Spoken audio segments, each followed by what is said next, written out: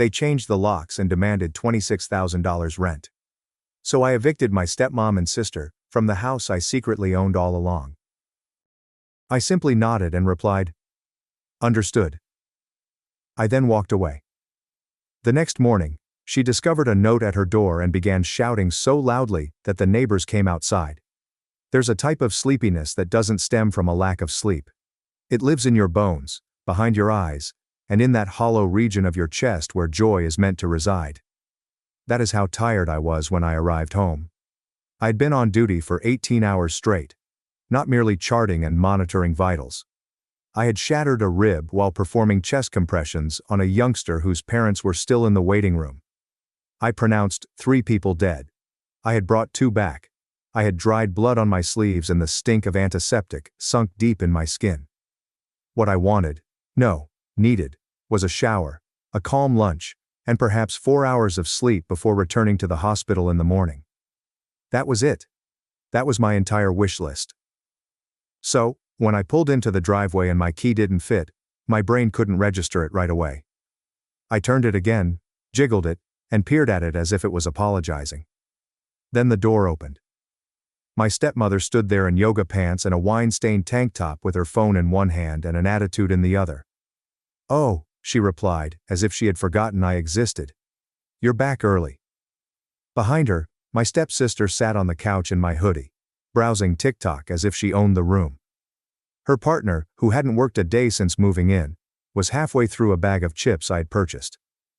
"The key doesn't work," I explained. "Right," she said. "We changed the locks. Rent's gone up. You want to stay here? It's $26,000 back rent, plus utilities. Your sister needs a vacation. And frankly, you're a doctor. You can afford it." She said it as though she was doing me a favor. I stood there holding my duffel bag, my sneakers stuck to the welcome mat. I did not say anything for a time, just looked at her. Really looked. My father married a woman while I was still learning how to shave. The one who urged me to call her Lisa since stepmom sounded too official, yet never treated me like a family member. "Did Dad approve this?" I inquired. She smirked. "Your father's overseas. This is my house. When he's gone, I make the rules." I peered past her and into the living room. My old textbooks were still arranged on the floor, exactly where I'd left them. My name remained on some of the utility invoices. I paid them last month. "Understood," I said. I nodded once, turned, and returned to my car. I didn't slam the door or yell, I just drove away into the night, the pain in my chest greater than any shift I'd worked. I slept in the hospital's call room, on a plastic mattress covered in a scratchy blanket that smelled like disinfectant. They celebrated while I slept, albeit fitfully and briefly, probably toasted with boxed wine to their brilliant plan of extorting me. Perhaps my sister posted about it online. A TikTok with a petulant message about how freeloaders can't receive free rides forever. What they didn't realize was that I had been waiting for this moment for years. I drove back the next morning, while they were still sleeping, most likely nursing hangovers and delusions. Knocked once, then placed the envelope in the center of the doormat, where she would be sure to see it. Then I parked down the street and waited. 15 minutes later, exactly on time, because she routinely checked the front step about 9:30 a.m. Like clockwork, the front door creaked open. Lisa appeared in fuzzy slippers, clutching a cup with the words, "Number 1 Mom," in peeling glitter. She bent down, picked up the letter, opened it, and screamed. Not a harsh gulp, not a single cry of astonishment. A full-throated, soul-shaking scream indicating that someone has died. Lights turned on at the house across the street. A dog began barking. The curtains have moved. The neighbors came out. From the safety of my car, I watched her expression contort. Rage, panic, confusion, as if someone had just told her the world was over. She called for her daughter. My stepsister stumbled outside, squinting in the sunlight. I took one look at the page and started shrieking. I did not move. Did not smile. Did not flinch. I just waited. Because this was just the beginning. I used to think that house was safe. When I was younger, it was the spot I went after soccer practice, school, heartbreaks, and bruised knees. The refrigerator was always stocked with orange Gatorade. My father usually smelled strongly like soap and hospital-grade sanitizer. He'd arrived home late but still managed to sit next to me while I finished my schoolwork, dozing off with a medical journal in his lap. My mother kept the house warm, literally and figuratively. She enjoyed throwing blankets, cinnamon candles, and cuddling for too long. Then she died. I was 12 when the vehicle accident occurred. She went from picking up party favors for my birthday to disappearing. My father did not cry at the funeral. He kept it together for me. But I recall how hard he clutched my shoulder in the pew, as if letting go would cause us both to collapse. For a while, it was just us. Two individuals float in the same lifeboat, trying not to shake it. Then came Lisa. I was 15 when they married. She had a daughter named Mahina who was my age, but we could not have been more different. Mahina was the type of girl who called adults by their first names, believing it made her mature. She blasted music in the kitchen, rolled her eyes incessantly, and replaced her phone every 6 months. I was the silent one, the studious one. She considers me to be the odd one. Dad was deployed the following year, on a long-term contract overseas through a military medical program. He said it was only temporary. He said he'd be back before I knew it. Lisa promised to hold down the fort. Lisa did not hold anything down. She just took over. Everything changed overnight. The throw blankets vanished. The cinnamon candles were replaced with sterile lavender plug-ins. The framed photo of my mother disappeared from the entryway. Nobody talked about it. I recall once asking whether it could be kept in my room. Lisa looked at me as if I had requested to hang roadkill on the wall. "Don't you think it's time we all moved on?" She meant, "Don't you think it's time I completely erased your mother?" I kept my head down. Concentrate on school. I enrolled in college early, studying pre-medicine. I tried everything I could to stay out of the house. Internships, summer jobs, anything. I only returned during holidays or when I was between leases. Even then I paid my portion. More than my fair share, actually. When Lisa stated she didn't want to deal with plumbers, I covered her groceries, shared her utilities, and repaired the leaking sink in the downstairs bathroom. She never thanked me. Mahina brought her boyfriend into our home when we were 19. He was older, tattooed, unemployed. Lisa claims to have misunderstood. He virtually moved in. We ate our food, streamed video games at maximum volume, never paid anything. He's family, Lisa explained. It's strange that I was never referred to in that way. By the time I finished medical school, I had given up hope of ever being treated fairly. But I still paid my payments. I still helped out. I didn't want drama. I didn't want a conflict. I desired peace. And I thought that if I was generous and quiet enough, they'd leave me alone. They did not. It was as if someone flicked a switch when I first started earning a proper wage. Suddenly, every dinner conversation centered upon money.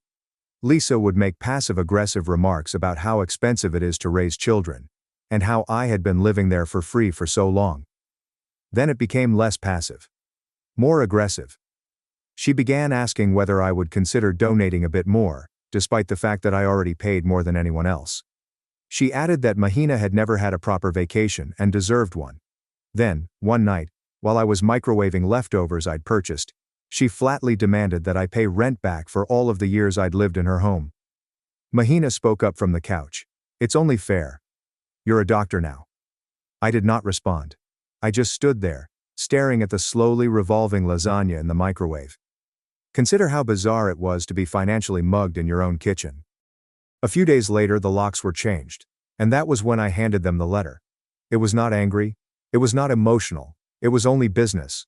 A tidy, formal eviction notice stapled to a copy of the property deed bearing my name on it. They had no idea, and never questioned, that the house had been officially transferred to me when I reached 21. My father bought it before he married Lisa. He owned it outright. And he gave it to me in trust, quietly, without speaking to her. "Just in case," he had stated. "I want you to be protected. No matter what." I never brag about it. Never used it as leverage. I kept paying the bills. Keep playing nice. I hoped that one day they would treat me like family. Instead, they replaced the locks and wanted $26,000. So I gave them 30 days to go. They did not take it well. Lisa screamed down the street as soon as she spotted the letter. Mahina dashed in, grabbed the papers out of her grasp, and yelled something I couldn't hear from the car.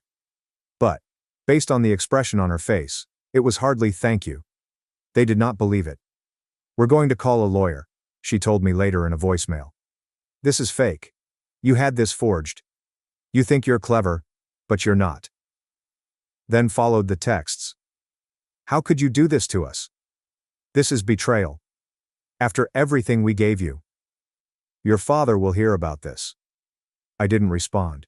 Because the house was never theirs. They just never imagined the day when I'd quit pretending. Meanwhile, I crashed with Jordan, a friend from medical school. The type of guy who always keeps protein powder in the blender and never asks too many questions. I told him the fundamentals. Family problems. This is a temporary issue. He offered me the spare room, gave me a blanket, and said, "Cool, just don't steal my socks." The calls did not stop. Lisa, Mahina, including the lover. They all took turns on the guilt carousel. "You're really going to kick out your own family? We cared for you when no one else did. After everything we have given you." Which was funny since I strained my brain and couldn't think of a single time Lisa offered me something without strings attached, side-eye, or a backhanded comment, unless you count nervousness. She gave freely. I ignored the calls. I let the texts build up. I expected them to rage for a few days and then become silent. Wrong. Lisa changed tactics. She went online. A mysterious Facebook post appeared 2 days later. "It is a sad day when someone you have raised turns their back on you. Some individuals have forgotten who fed them all these years." Subtle, truly Pulitzer-worthy content. Within hours, her high school buddies were leaving comments with prayer hands and wine emojis. Mahina chimed in with a TikTok saying, "POV. Your brother evicts you because you asked him to pay rent for once in his life." She added a sad face and a popular audio clip for added flavor. I received texts from extended family I hadn't heard from in years. "Is everything fine with Lisa? She says you're being aggressive. She mentioned the lawyers. What's happening?" I did not respond to those either. Instead, I mailed a folder to my lawyer, a copy of the trust deed, the transfer, the eviction notice, screenshots of Lisa's Facebook post, and Mahina's TikTok. Then I created a new folder called Proof, and began storing everything. They were out of control. And I was documenting everything. Lisa called back several days after receiving the letter. This time, I picked up. "Are you really doing this?" she said, skipping high. "I am. You're going to regret it. This house was a gift for this family. It was a gift for me. Literally. Check the deed."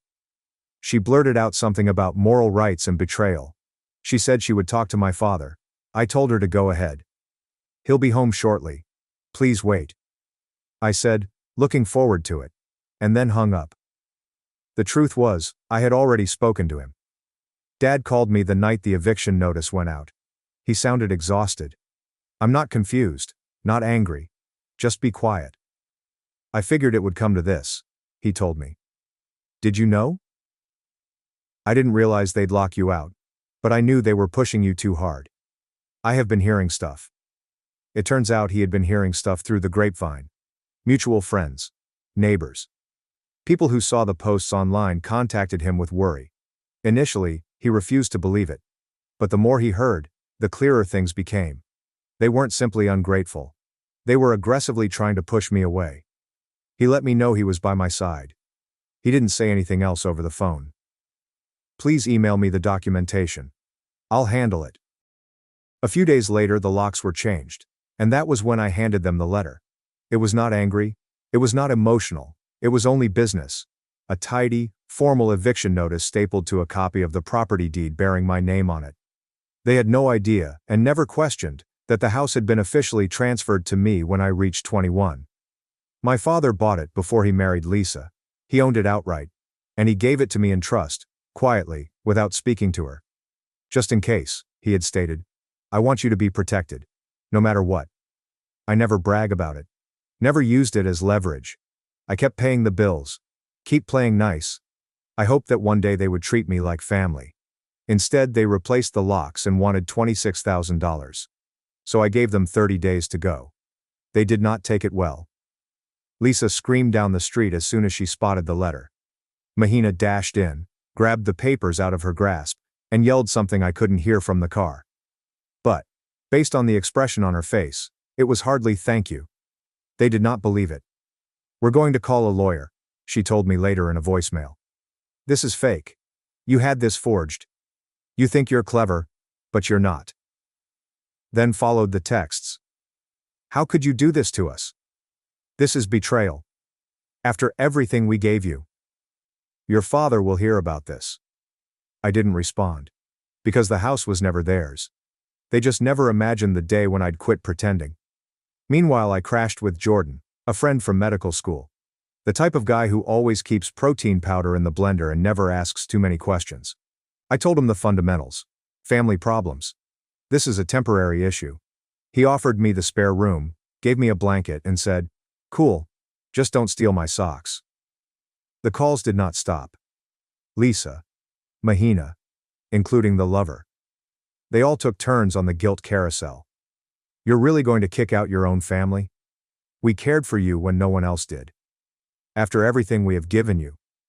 Which was funny since I strained my brain and couldn't think of a single time Lisa offered me something without strings attached, side-eye, or a backhanded comment, unless you count nervousness.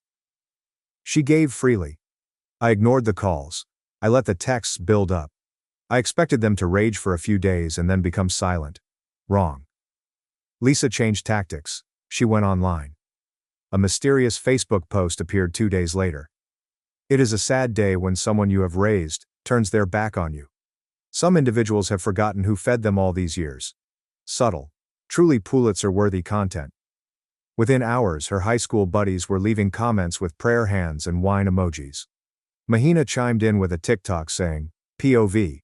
Your brother evicts you because you asked him to pay rent for once in his life." She added a sad face and a popular audio clip for added flavor. I received texts from extended family I hadn't heard from in years. "Is everything fine with Lisa?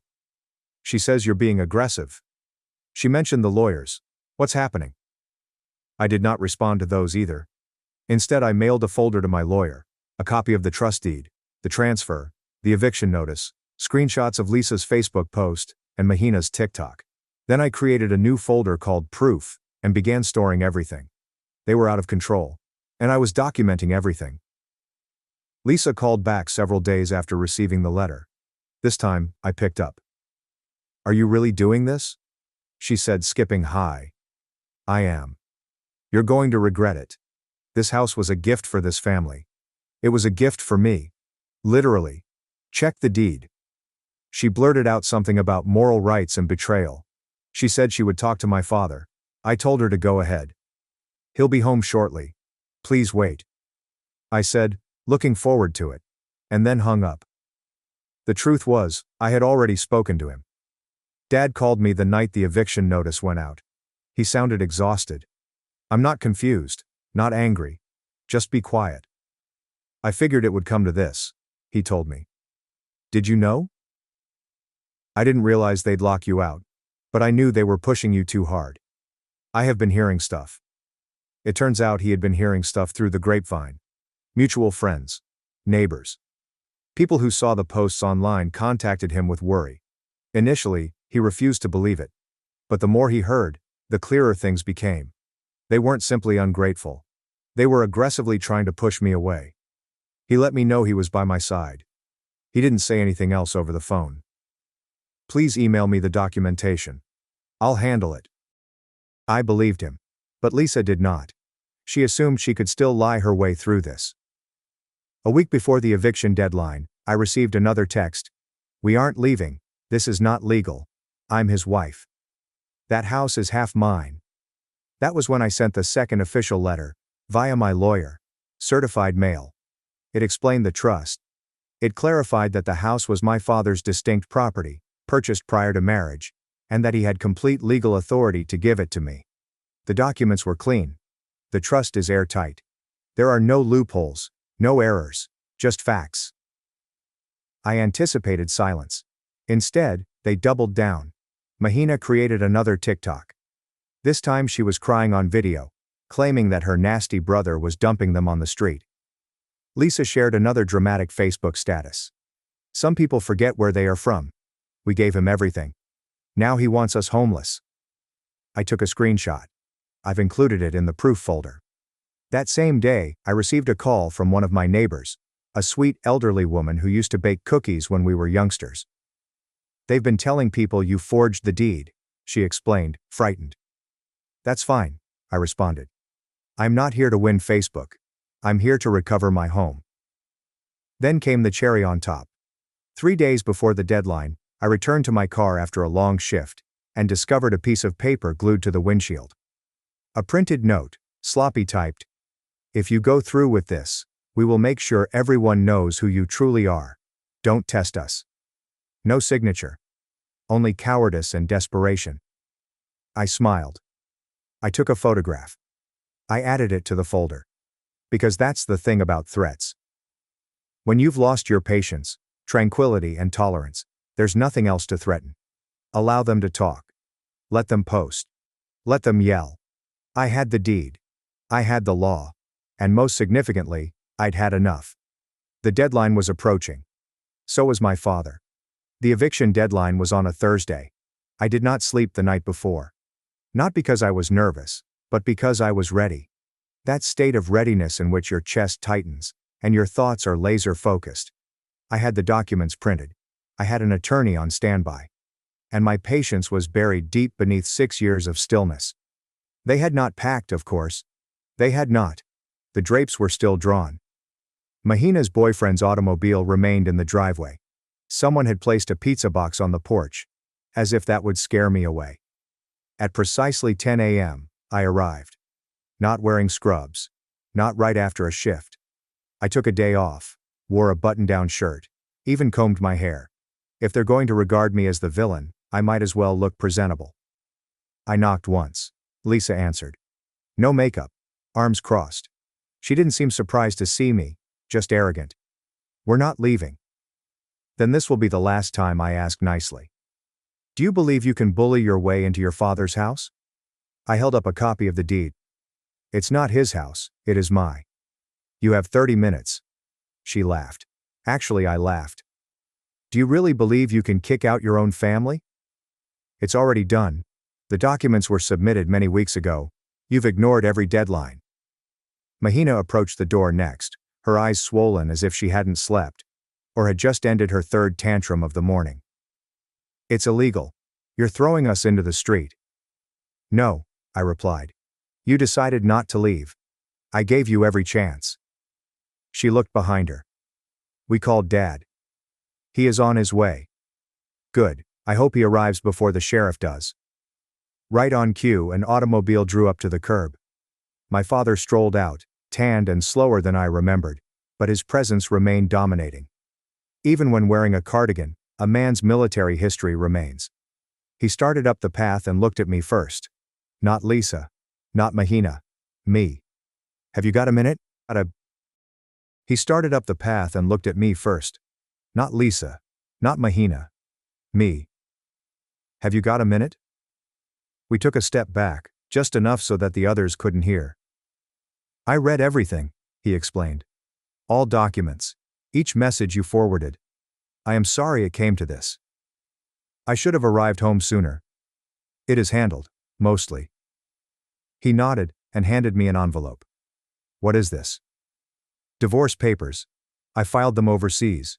This is only a notarized confirmation." I looked at the envelope and then back at him. "She never cared about this family," he told me. "She valued control. About appearances. About bleeding you dry. I noticed it too late, but I see it now." I did not say anything. I did not need to. Then he said softly, almost sheepish, "I met someone overseas. She is kind. Gentle. She reminds me of your mother in ways that make me feel like myself again." I blinked hard. "I'm not replacing her," he clarified hastily. "But I think I deserve happiness too." "You do." We turned back to the house. Lisa and Mahina were now on the porch, eyeing us like hawks circling their final line of protection. My father walked up first, calmly. "I know everything," he stated. Lisa blinked. "Everything?" "The lies, the posts, the threats. How you treated my son. I have nothing more to say to you." Mahina opened her mouth, perhaps about to say something dramatic, but he cut her short. This is not your house. It never was. Pack your belongings, now. Lisa grabbed his arm. Are you going to toss us away after all these years? He shook her off gently. You threw yourself away. Mahina turned to me, desperate. You can't just. I can. And I did. I did not raise my voice. I did not flinch. I just stood there, while two people who had before scoffed at my tiredness and termed it weakness, realized I wasn't tired any longer.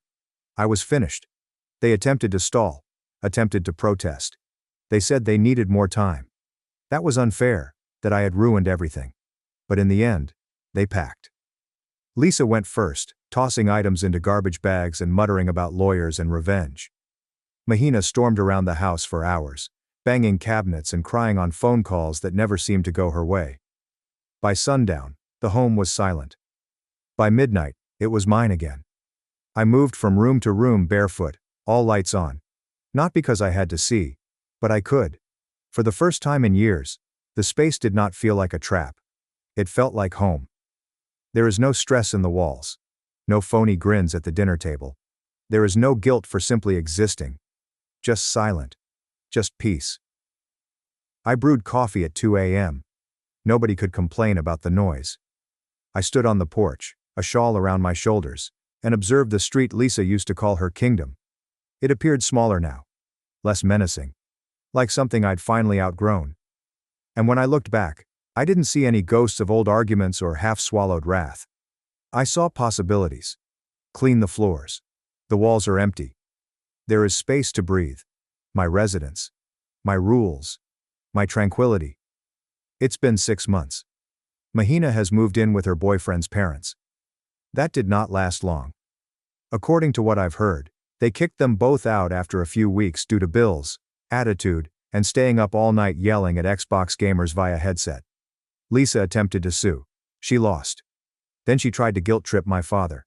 That did not work either. He now lives full-time overseas. Happier. Healthier. With someone who truly respects him. He informed me last month that he hasn't felt so serene in decades. As for me, I still work lengthy shifts. But now when I get home, the key works. The refrigerator is mine. The quiet is mine. Nobody begs for money. No one slams the doors. Nobody thinks I owe them anything just for being alive. Some evenings I find myself waiting for the next demand. As if I'm still programmed to expect it. But it never arrives. They are gone. And I am free. But be honest. Have I gone too far? Would you have done the same? Please let me know in the comments. Thanks for watching and sticking around till the end. If you enjoyed these stories, make sure to subscribe and hit the bell so you don't miss the next drama-filled episode. My parents took in my broke sister. After I cut her off, so I pulled the plug, shut down the cards, and walked away for good. Am I the asshole? I provided my sister $650 every week, but at family dinner she stated, "You don't help enough, don't be a cheapskate." My parents agreed with her and said it was accurate. I smiled and added, "Then live without my money," and then went, canceling everything, including their rent. This morning, her husband came to beg me, and my sister yelled, "Please don't cut us off. You never expect your family to stab you in the back, at least not intentionally. You grow up believing that blood means something and fosters implicit loyalty. However, it can make individuals feel entitled to take even more from you. When they run out of ways to exploit you, they turn on you as if you are the problem." My sister Eudora is 2 years younger than me. Like most siblings, we were close as children. Something changed once she married Ryan. Slowly, then all at once. Ryan hasn't held a job in 5 years. He believes that the job market is terrible, and that firms are unwilling to recruit someone with vision. He starts projects, gets bored, and quits before they develop into actual paychecks. Meanwhile, Eudora does not work. Sure, she has 2 children, but that has never deterred others. It's not that they can't work. They simply don't want to. When their second child was born and they were about to be evicted, I didn't wait for them to request assistance. I stepped in. I reminded myself that this is what family does. I began donating $650 every week, without fail. There are no conditions. No reminders. I never tossed it at their face. My wife wasn't happy about it, but she didn't argue with me either. She trusted me to do what felt right. They were initially grateful, or tried to be. However, some people's thankfulness has an expiration date. It wasn't long before Eudora began making minor remarks. She'd say things like, "Some people don't understand what real struggle looks like." She'd tell me how fortunate I was to have a career that allowed me to play hero. She rolled her eyes as I shared vacation photos. She once called my wife spoiled at a BBQ because we had purchased a new automobile. However, whenever she needed something, I was the first person she texted. Rent is short this month. The car battery died. Medical bills. Baby formula. I paid for everything. I reminded myself that regardless of what she said, she was my sister. This is what you do for your family. Then came dinner. It was a typical Saturday night at our folks' house. Roast chicken, mashed potatoes, and children running around. My mother was talking about her garden. My father had the game on low in the background. Everything was perfectly normal, until it was not. We were halfway through dessert when Eudora set down her fork and peered across the table to me. She remarked calmly, "You're not helping enough. Don't be stingy." I blinked. I assumed she was joking. I waited for somebody else to chuckle. Nobody did. My dad then said, without looking up from his plate, "Well, she's not wrong." At that point, everything inside me went silent. It was as if one part of me turned off and another came online. I glanced at the folks I'd spent my entire life attempting to assist and encourage. They looked at me as if I hadn't accomplished enough. So I grinned, stepped up and said, "Then live without my money." My wife did not respond. She just woke up with me. We gathered our children and departed. I didn't say anything while driving home. I opened my phone and began canceling everything. I terminated the weekly transfers. I canceled their rent payments. I closed all shared accounts. I cut off the shopping card they used every month as if it were their own. I was finished. Ryan arrived outside my house the next morning at 7:42 a.m. No call. There's no text. He simply showed up and began hammering on my front door as if it were a matter of life and death. He was not angry. He was desperate. He explained that they couldn't pay their rent, that their landlord had already called, and that they didn't even have enough gas to travel to the food bank. Eudora sat in the van behind him. I could hear her cry even though the door was closed. She was not asking, she was demanding. She told me that I couldn't do this to them because I had obligations. She called me selfish. And that was only the beginning of what became a full-fledged conflict. I did not open the door that morning. I stood behind it, and heard Ryan's voice change from pleading to panic. I knew if I opened the door even slightly, he'd start with the sob story, and I'd give in. That was the old me, the one who still believed people were interested in something other than what I could provide them. So I let him knock. Then I let him go. 3 hours later, my mother called. I didn't respond. Then followed the texts. She spoke first, followed by Eudora. My father didn't text, he never does. But I saw that he saw my WhatsApp status, so I knew he was aware. The messages started off pleasant. "We need to talk. Don't do anything rash. This is family." Then the tone changed. "How could you let your niece and nephew go hungry? Your sister is in tears. Is that what you want?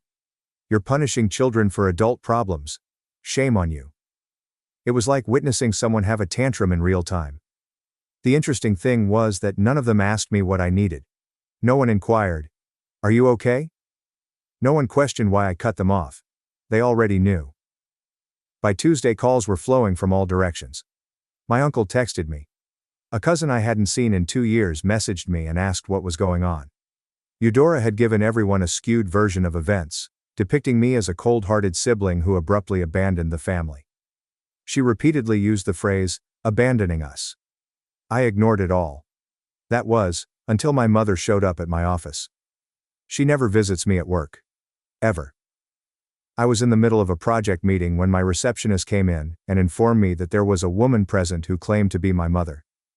I stepped outside. There she sat in the waiting area, arms crossed, like if I had just sold family secrets to a tabloid. She didn't ask to sit down. She did not ask if I had time. She just got right into it. "You embarrassed Eudora. You hurt her children. She's your sister, Drake." I kept my voice calm. I went on. You all sat there while she called me stingy. You all agreed with her. After everything. She looked at me as if I was speaking a different language. She's struggling, she remarked. She's not herself. I inquired. And what about me? Am I not allowed to get tired? To stop being a human ATM? She said. You're better off than them. I nodded. I then told her the truth. This was not about money, it was about disrespect. I stated that I was not going to finance those who despised me for possessing what they decided not to earn. She did not say anything after that. She simply stood up and walked out. She did not even say goodbye. That night Eudora sent me a fresh message. There's no hi, or can we talk? Only this. You should fix this, Drake. You will not be pleased with the outcome if you do not. I stared at it for quite a while, then I blocked her. She was correct about one thing. She was not going to enjoy what happened next. By Thursday, the stillness seemed strange. No calls, no texts. Just silent. That wasn't how Eudora worked. When she desired something, she fought for it or burned everything down in the process. Then I received the call. Not from her, however, from the landlord. Ryan and Eudora apparently informed him that I was going through a difficult time and that payments would resume once I settled down. He had waited 2 weeks. Their rent was beyond late, and he was tired of making excuses. He asked if I intended to resume the payments. I was very straightforward in saying no. I told him to treat them like any other tenants. He sighed, and admitted that he had figured as much. He said that he would give them notice by the end of the week. I didn't feel well after the call. In reality, I felt nothing at all. That night I sat on the back porch for quite some time. I recalled every time I jumped in and helped them out without being asked. I remember Eudora guilt-tripping me into paying for her anniversary meal because she thought they deserved a night out as well, after she saw that I had taken my wife to a resort. I also remembered buying Ryan a laptop to help him launch his freelance company. He pawned it 3 months later. They didn't simply use me. They despised my ability to assist them. That's when something clicked. This was not about suffering. It was about pride. They despised the fact that I possessed something they lacked, and that they relied on me. So, I stopped giving. But it wasn't enough. I wanted them to feel it. All of it. So I began pulling the rug out from under them. First, I called my cell phone carrier to terminate the family plan. I hadn't checked the bill in a while. It turned out Eudora had added 2 iPads and Ryan had upgraded his phone on my account last year. Everything was still in my name. I turned off all lines except mine and my wife's. They'd find out the next time they attempted to order an Uber. The Costco card came next. Years ago I connected my parents to the account so they could use it to make purchases. I never thought about it. But out of curiosity, I looked into recent activity. Groceries, televisions, and tires. Not for emergencies. Simply free shopping. So I canceled the card entirely. Then came the automobile. This one was personal. Ryan's automobile broke down 2 years ago, and he and his family begged me for help. I bought them an old SUV, registered it in my name, and paid for the insurance. They agreed to start paying the insurance after 6 months. They never paid a penny, so I filed for a voluntary repossession. At 3 a.m., a towing firm picked up the automobile from their street. I did not say anything. I did not send any warnings. I wanted them to wake up and realize what they'd been taking for granted. By Friday, the situation had dramatically intensified. Eudora called me from another number. She left a voicemail. It was 5 minutes of outrage and self-pity. She accused me of abandoning her children, claimed I was drunk with power, and then said I owed her another chance to explain. Then followed the text to my wife. Paragraphs of emotional blackmail. She said I was breaking up the family, and that she had never asked for any of this. Never asked. I opened my phone and scrolled. Can you cover daycare? We need groceries. We are short on rent. The automobile had broken down again. Can you cover Ryan's therapy? We are out of formula. Can you help with the electricity simply till the end of the month? It went on and on. I screenshot 5 of these texts and sent them to my wife. She stopped Eudora. I didn't expect what happened next. On Friday night my mom texted me. They're here. Only for a few days. It wasn't until the next morning that I realized what she meant, when I read Eudora's Facebook picture of the guest room at my parents' house, with the remark, "Back where we are actually cherished. Family first." That's when it struck me. They did not go silent because they were giving up. They were swapping hosts. Instead of holding them accountable, my parents accepted it. They moved in like royalty. My father began forwarding me food receipts saying, "Since we're feeding extra mouths now." My mother contacted me to say they needed aid with utilities until they were back on their feet. I laughed. I then told her, "No." She inquired, "You aren't going to aid us either?" I responded, "I helped for 3 years. I'm done now." And I intended it. But I knew it would not end there. If I cut Eudora off and they moved in with my parents, it wouldn't be enough. I would have to cut them all off. I had a strategy for it. They assumed I'd give in. They anticipated that I would ultimately crack and send another transfer, pay another debt, and feel terrible enough to give in. They underestimated how quickly someone could go from fatigued to finished. I wasn't angry anymore. I was simply finished.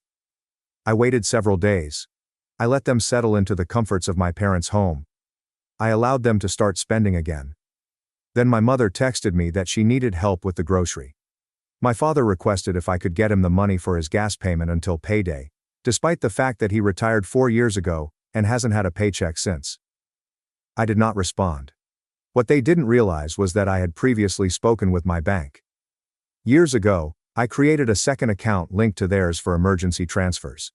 I canceled it. I disabled access to every shared app, account, and service I had ever provided them. Then I accessed the utility company's website. It turned out that the water and electricity at my parents' house were still in my name. A holdover from years ago when they were strapped for cash, and I offered to take care of them until things calmed down. I never considered it again. I thought about it now, so I contacted and disconnected the service, effective immediately. They lost power the same night. I waited for a message, and it did not take long. My mother texted me, asking whether there was an issue with the account. I did not respond. Then she tried to call. I forwarded it to voicemail. She texted again. "Your dad is upset. Fix it." Still I did not answer. The next morning, Eudora sent me a lengthy message. She claimed I was being childish. She accused me of weaponizing money to punish others. She labeled me a coward and warned that our children would grow up without cousins because of me. She claimed our family would never recover from what I had done. She concluded with, "You'll regret this." But I've never regretted it. For the first time in years, I felt able to breathe. That weekend, I informed my wife that we were taking the children on a road vacation. No phones, emails, or messages, just the 4 of us. We stayed in a cabin near the lake. We cooked over a fire. My children rushed about happily. My wife gazed at me, as if I were finally here. When we arrived home, I found 6 voicemails waiting for me.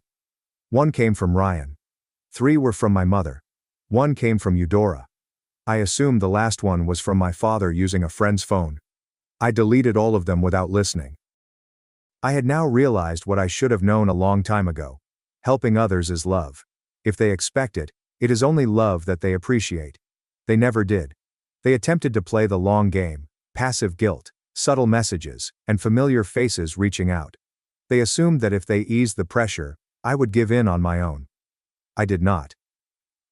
On Monday, I stepped into my workplace and noticed something strange. A folded piece of paper resting dead center on my desk. No envelope, no name. I unwrapped it. 3 pages. My mom's handwriting. I hadn't seen her handwriting in years, not since she used to write notes on the fridge when we were kids. This note was different. She called it a plea. She stated she was begging me one last time to return to the table. She made no mention of the years of silence that followed Eudora's criticism of me for something trifling. She didn't mention how they all sat silently while I was humiliated at that supper.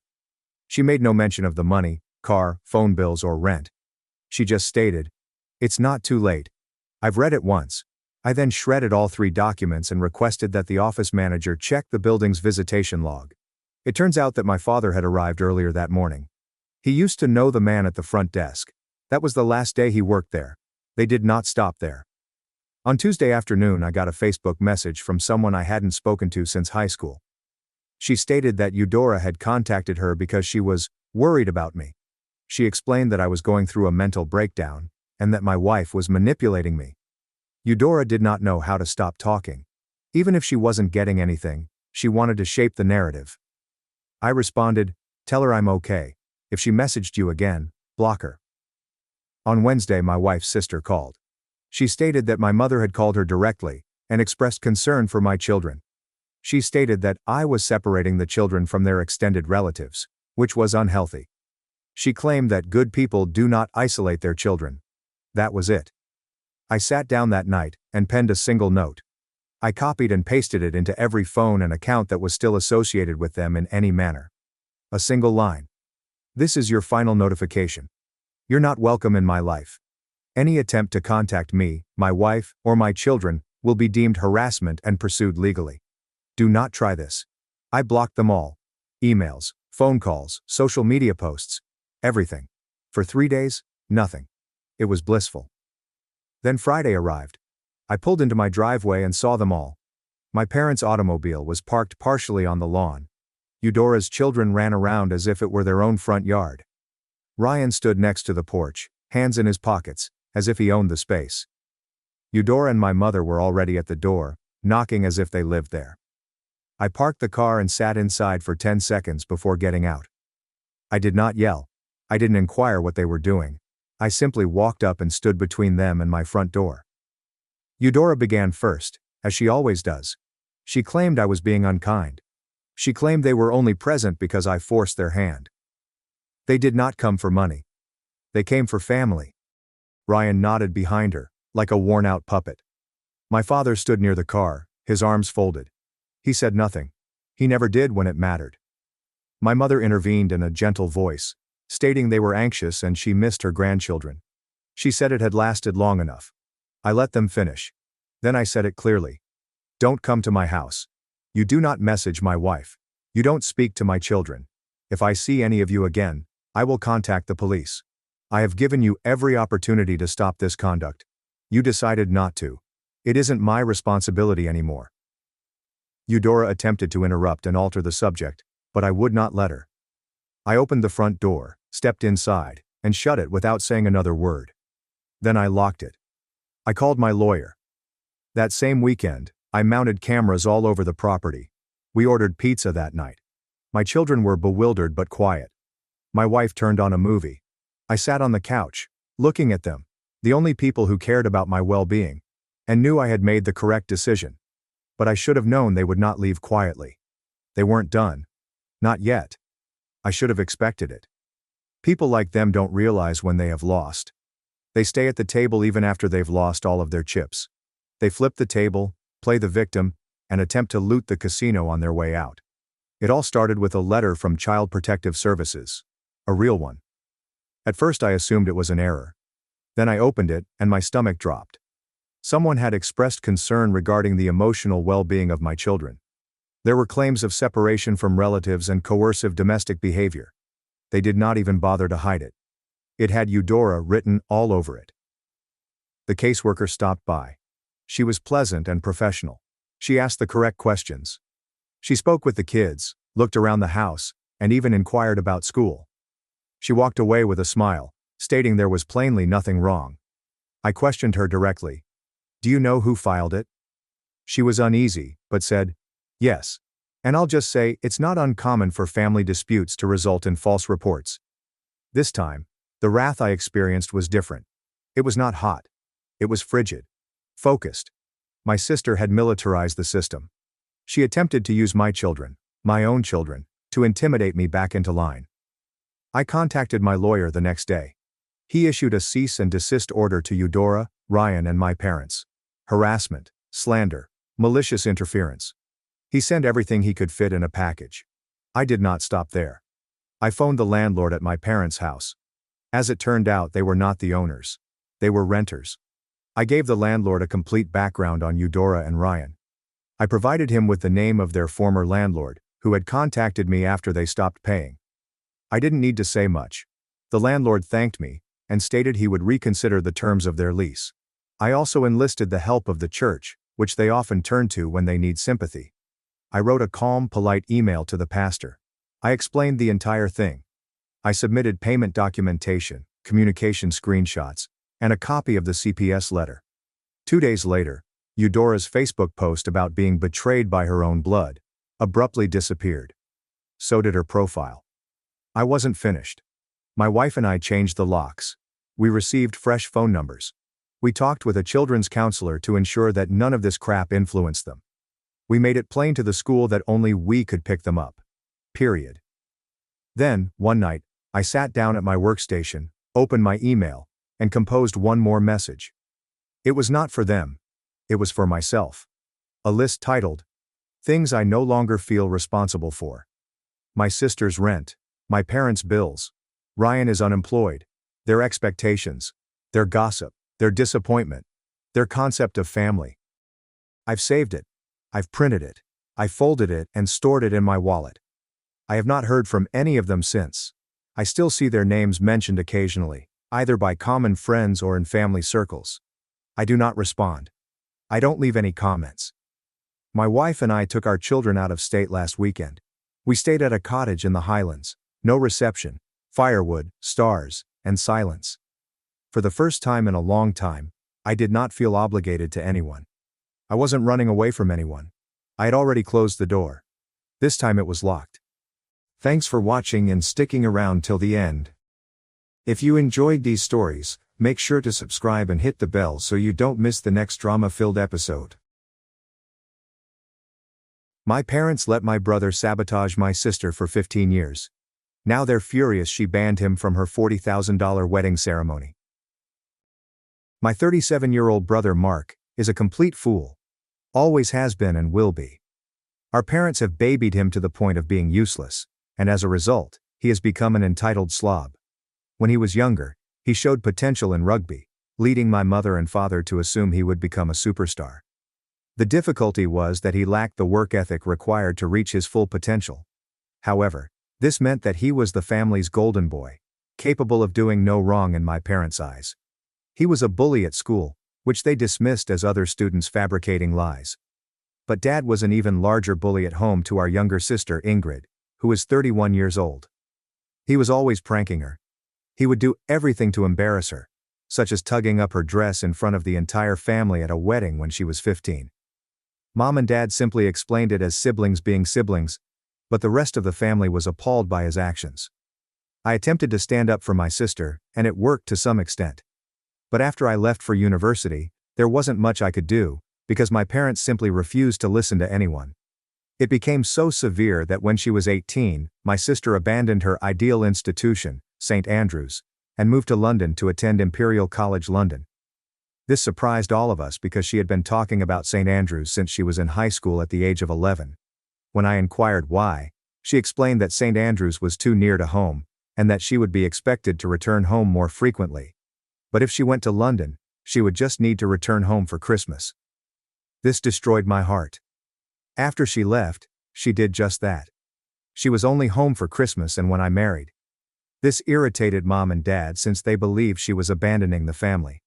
I kept my lips quiet and let them whine periodically since I didn't want an argument. My parents expected her to return home after graduating from university, but she chose not to. She acquired a job in southern England and stayed there. To clarify, we are from Scotland. Ingrid met Jake, a nice guy aged 30, 6 years ago. The day she met him, she called me and gushed over him, and I've never heard her speak about anyone else like she does about him. I've met him several times when I've been down to see Ingrid, and he's fantastic. He's attractive, humorous, does an excellent job, has a nice family, and, most importantly, respects Ingrid as if she hung the moon. It's really cute. After meeting him, she reduced her visits home even more, as she spent the first Christmas with his family. Then the pandemic struck, and she was forced to stay away from home for 3 years. Mark began his typical bullcrap, attempting to be the center of attention on her first Christmas at home. When things didn't go as planned, because the rest of the family was more interested in getting to know Jake, he attempted to prank Ingrid. He fetched a large basin of water and was about to dump it over her.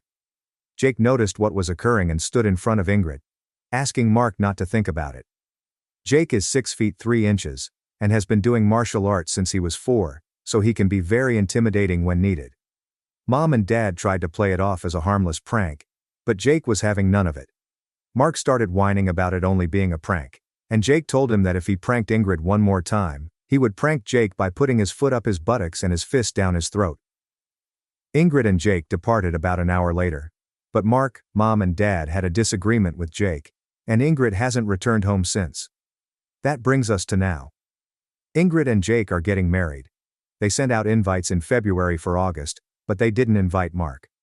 Mom and Dad are obviously enraged by this and had a large quarrel with Ingrid. They threatened not to come, and Ingrid answered, "No problem."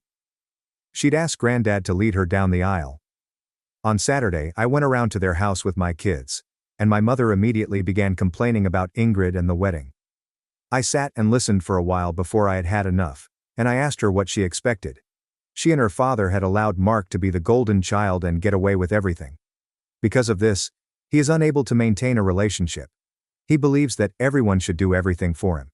He is unable to hold down a job because it is beneath him, and he is still living at home with no prospects in life. The man-child is a bully whom I do not trust to be around my children unsupervised. He bullied Ingrid for the majority of her adolescence, and her only escape was to relocate over 400 miles away and never return home. My mother became very quiet and then asked me to leave. A few hours later my father called, enraged because I had upset my mother, and was taking the side of an ungrateful little girl, instead of my parents who had given me everything. This sparked a huge argument between me and him, in which I told him that he had been a terrible father to Ingrid, and did not deserve to walk her down the aisle.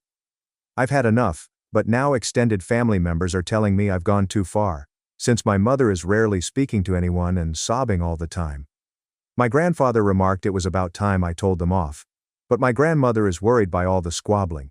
So, am I the idiot for telling my parents that they sucked as parents and deserved to be kicked out of my sister's wedding? My sister isn't changing her mind. They aren't going to the wedding no matter what. She only invited them because she thought it was the right thing to do in the first place, so Granddad will walk her down the aisle regardless. Your sister clearly chose a great husband to be, but if they can't stand the truth, they need to hibernate. Maybe you should join his family for future celebrations, and leave those three to their own devices. Does your mother think Mark will take care of them in their old age? I'm sure you and Ingrid won't. Tell Ingrid to hire security, as parents, and Mark may try to crash the wedding. You can't expect a victim of a bully to invite their bully to their wedding, so it's time to air the dirty laundry. If you can, avoid contact with your parents and maintain regular contact with Ingrid. If possible. It's probably also a good thing to avoid any social media posts about the bachelorette party, rehearsal dinner, etc. Mark sounds like the kind of guy to call and mess with the venues. OP, your mom's tears are her own doing. She ignores her daughter being treated like crap for years, and then instead of owning it, she tries to play the whole, "Woe is me, I'm crying so you can't possibly be upset with me." It's actually pathetic, and your sister is better off far away from all of you.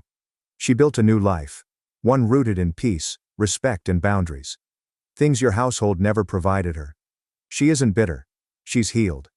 And healing meant shutting the door on people who laughed when she cried, and stayed silent when she was humiliated.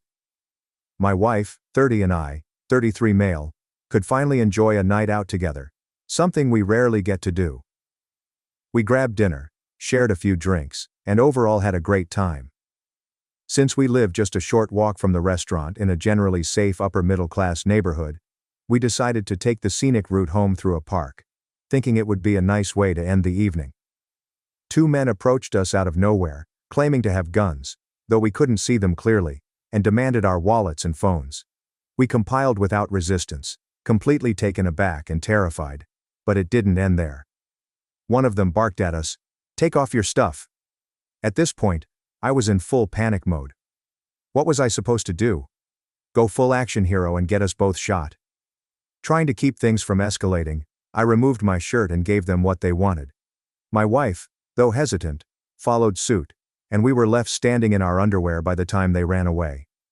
We eventually flagged down a passing car, got help calling the cops and filed a report, but the officer who responded seemed uninterested. The next day my wife shut down emotionally. I assumed she needed time to process, but today she snapped, furious that I didn't defend her. We canceled the cards quickly and filed a police report. We had a heated argument about it, but I honestly don't know what else she expected me to do. They were armed, or at least convincing enough, and we were outnumbered and unarmed. We lost some items, but we weren't hurt. Isn't walking away unharmed the best possible outcome in a situation like that? So here I am wondering, am I the idiot for prioritizing our safety over putting on an act of bravery? Phones can be deactivated and replaced. Credit and debit cards can be deactivated and replaced. But what's more valuable, money or life? You can always earn more money, but you can never earn your life back. Not an idiot at all. You prioritized life over pride, and that's what matters most. Unless you have Chuck Norris's skill and confidence, you did absolutely fine. It sucks to be robbed, but it's not worth dying for. It appears to me that she was looking for a, "Please don't have to take my wife's clothes." I think she was looking to be spared the humiliation of stripping down to underwear. You should not have fought back in any way, and I would not hold you accountable for not defending her dignity and asking to let her keep her clothes. When you are asked to remove clothing as a woman, the stakes feel higher, just adding insight into what she may be feeling. This was a traumatic experience, and you may need joint and separate therapy sessions to work through it together. Years ago, my parents were on vacation in Rome, Italy, and went out for dinner one night, near enough to the hotel to walk back. When a mugger approached them with a knife and demanded money, my father simply responded, "No, stab me." The guy became enraged, flashed his knife, and fled. Mom went insane on him and recounted this story for years. How dad almost killed them both in Italy because he was an idiot. I guess it's either you do it or you don't. My friend is getting married this weekend, and I'm attending her bridal party. She asked a month ago in our group chat who could stay the night before at her place, which I initially agreed to ensure the morning goes smoothly for hair and makeup. I'm also a member of my country's military, and I told her 2 years ago that my participation would be contingent on deployment. Last week, I was informed that I would be deployed for a period ranging from 6 months to 2.5 years away from home. My family will be unable to accompany me, and my spouse will only be able to visit on weekends. I will be unable to return home for at least 6 months, and I will leave a week after the wedding. Last night I asked her when I'd be needed if I didn't spend the night, and she told me at 6 a.m. that she couldn't make any more changes and that she wanted me there the night before. I hadn't told her about my deployment, but I did then so she could understand why I was changing my mind. I have some back difficulties and cannot go to deployment with a bad back from sleeping on the floor or the sofa. I also don't want to miss one of my last few evenings with my family. I also wake up every morning at 5 a.m. for a run, so I'm not concerned about sleeping in. She then began to cry and tell me about other troubles she was having, such as last-minute family dropouts, which I suppose was a sort of a straw that broke the camel's back situation. I told her that I would work things out, and we left it at that. Today, I called the maid of honor, a mutual friend, and told her the whole situation, hoping she could help my friend understand why I don't want to give up one of my last remaining nights with my family. She spoke with the bride and called me back, and the bride has now given me an ultimatum. Either I arrive the night before and give no mention to my issues and support her wholeheartedly, or I step down from being in the bridal party and attend as I'm frustrated because I've told her that I'm willing to support her on her big day, but not the night before. This has also highlighted an imbalance in our friendship over the last few years, in which I believe I offer a lot more. I don't want to act rashly, and I'm wondering if my request to come over in the morning is really that unreasonable. Attending the wedding the night before will lead to resentment on my part, and I'll be keeping her at arm's length in the future. Am I an idiot for not attending? How can you be fit for deployment if a single night spent sleeping on a couch would give you back issues for more than a week? Anyway, why can't you just arrive at her place the night before, a little later in the evening? Spend time with your family, and then head over there. I think she's being overly dramatic in insisting that you arrive the night before instead of showing up at 6 a.m. But I also think you're being overly dramatic and not just being with forget this. Not an idiot. If I'm away for 2.5 years, I'll spend every night with my husband. You get the day of your wedding, and not another minute. It's not dramatic in this case of military deployment. I would concede OP that the narrative sounds like an excuse. Yet I wholeheartedly encourage spending as much time as possible with your husband. In the bride's defense, OP agreed to stay the night a month ago and is now flaking out 3 days before. It's reasonable for the bride to be skeptical of OP's ability to stick to their word, and actually show up when they say they will. The bride doesn't want the headache of corralling people in the morning and dealing with, "I'm running X minutes behind" messages. OP, you are an idiot. Your absence from the wedding will not ruin your friendship. The ultimatum will do that first, because she's being a brat by demanding this of you, who are about to leave your family for an extended period of time. But you also said that even if you go, you'll resent her for the time lost with your family. Which she did, by demanding you be there for non-essentials, when you've already promised her the day in question. Your absence will be sad. But I am not the fool. Not even close. Update. After reading everyone's comments, I decided that, as crazy as it may appear, if my friend is prepared to risk years of relationship over this, I would just wait till my family went to bed, and then go for her apartment to support her. I didn't disclose that I, the 5 other bridesmaids, and the maid of honor were all requested to spend the night, so I assumed that coming in the morning, which was previously an option, would suffice. In addition, the rehearsal is on a different day, so I have 3 different wedding days on my schedule. Therefore, I'm planning my time accordingly. Because the bride's phone was turned off, I had to contact her through the maid of honor, which is why I didn't speak with her personally today.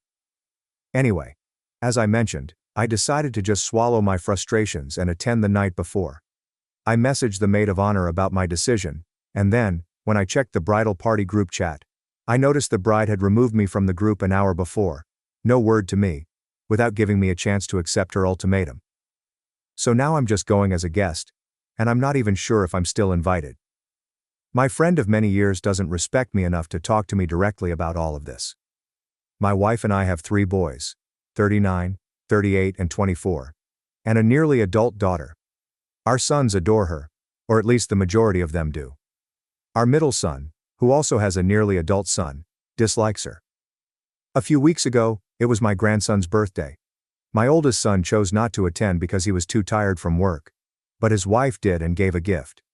My youngest son also chose not to attend since he dislikes being around too many teenagers, and my middle son appeared to be angry. Then a few days ago, it was my daughter's birthday, and my oldest and youngest, who adore her, wanted to pamper her a little bit.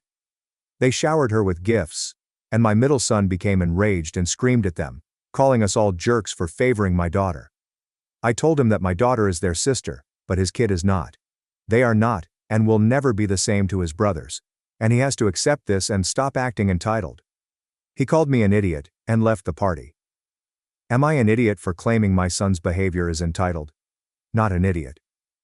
It's probably a reflection of the connection between the boys, rather than the relationship with the nephew or their sister.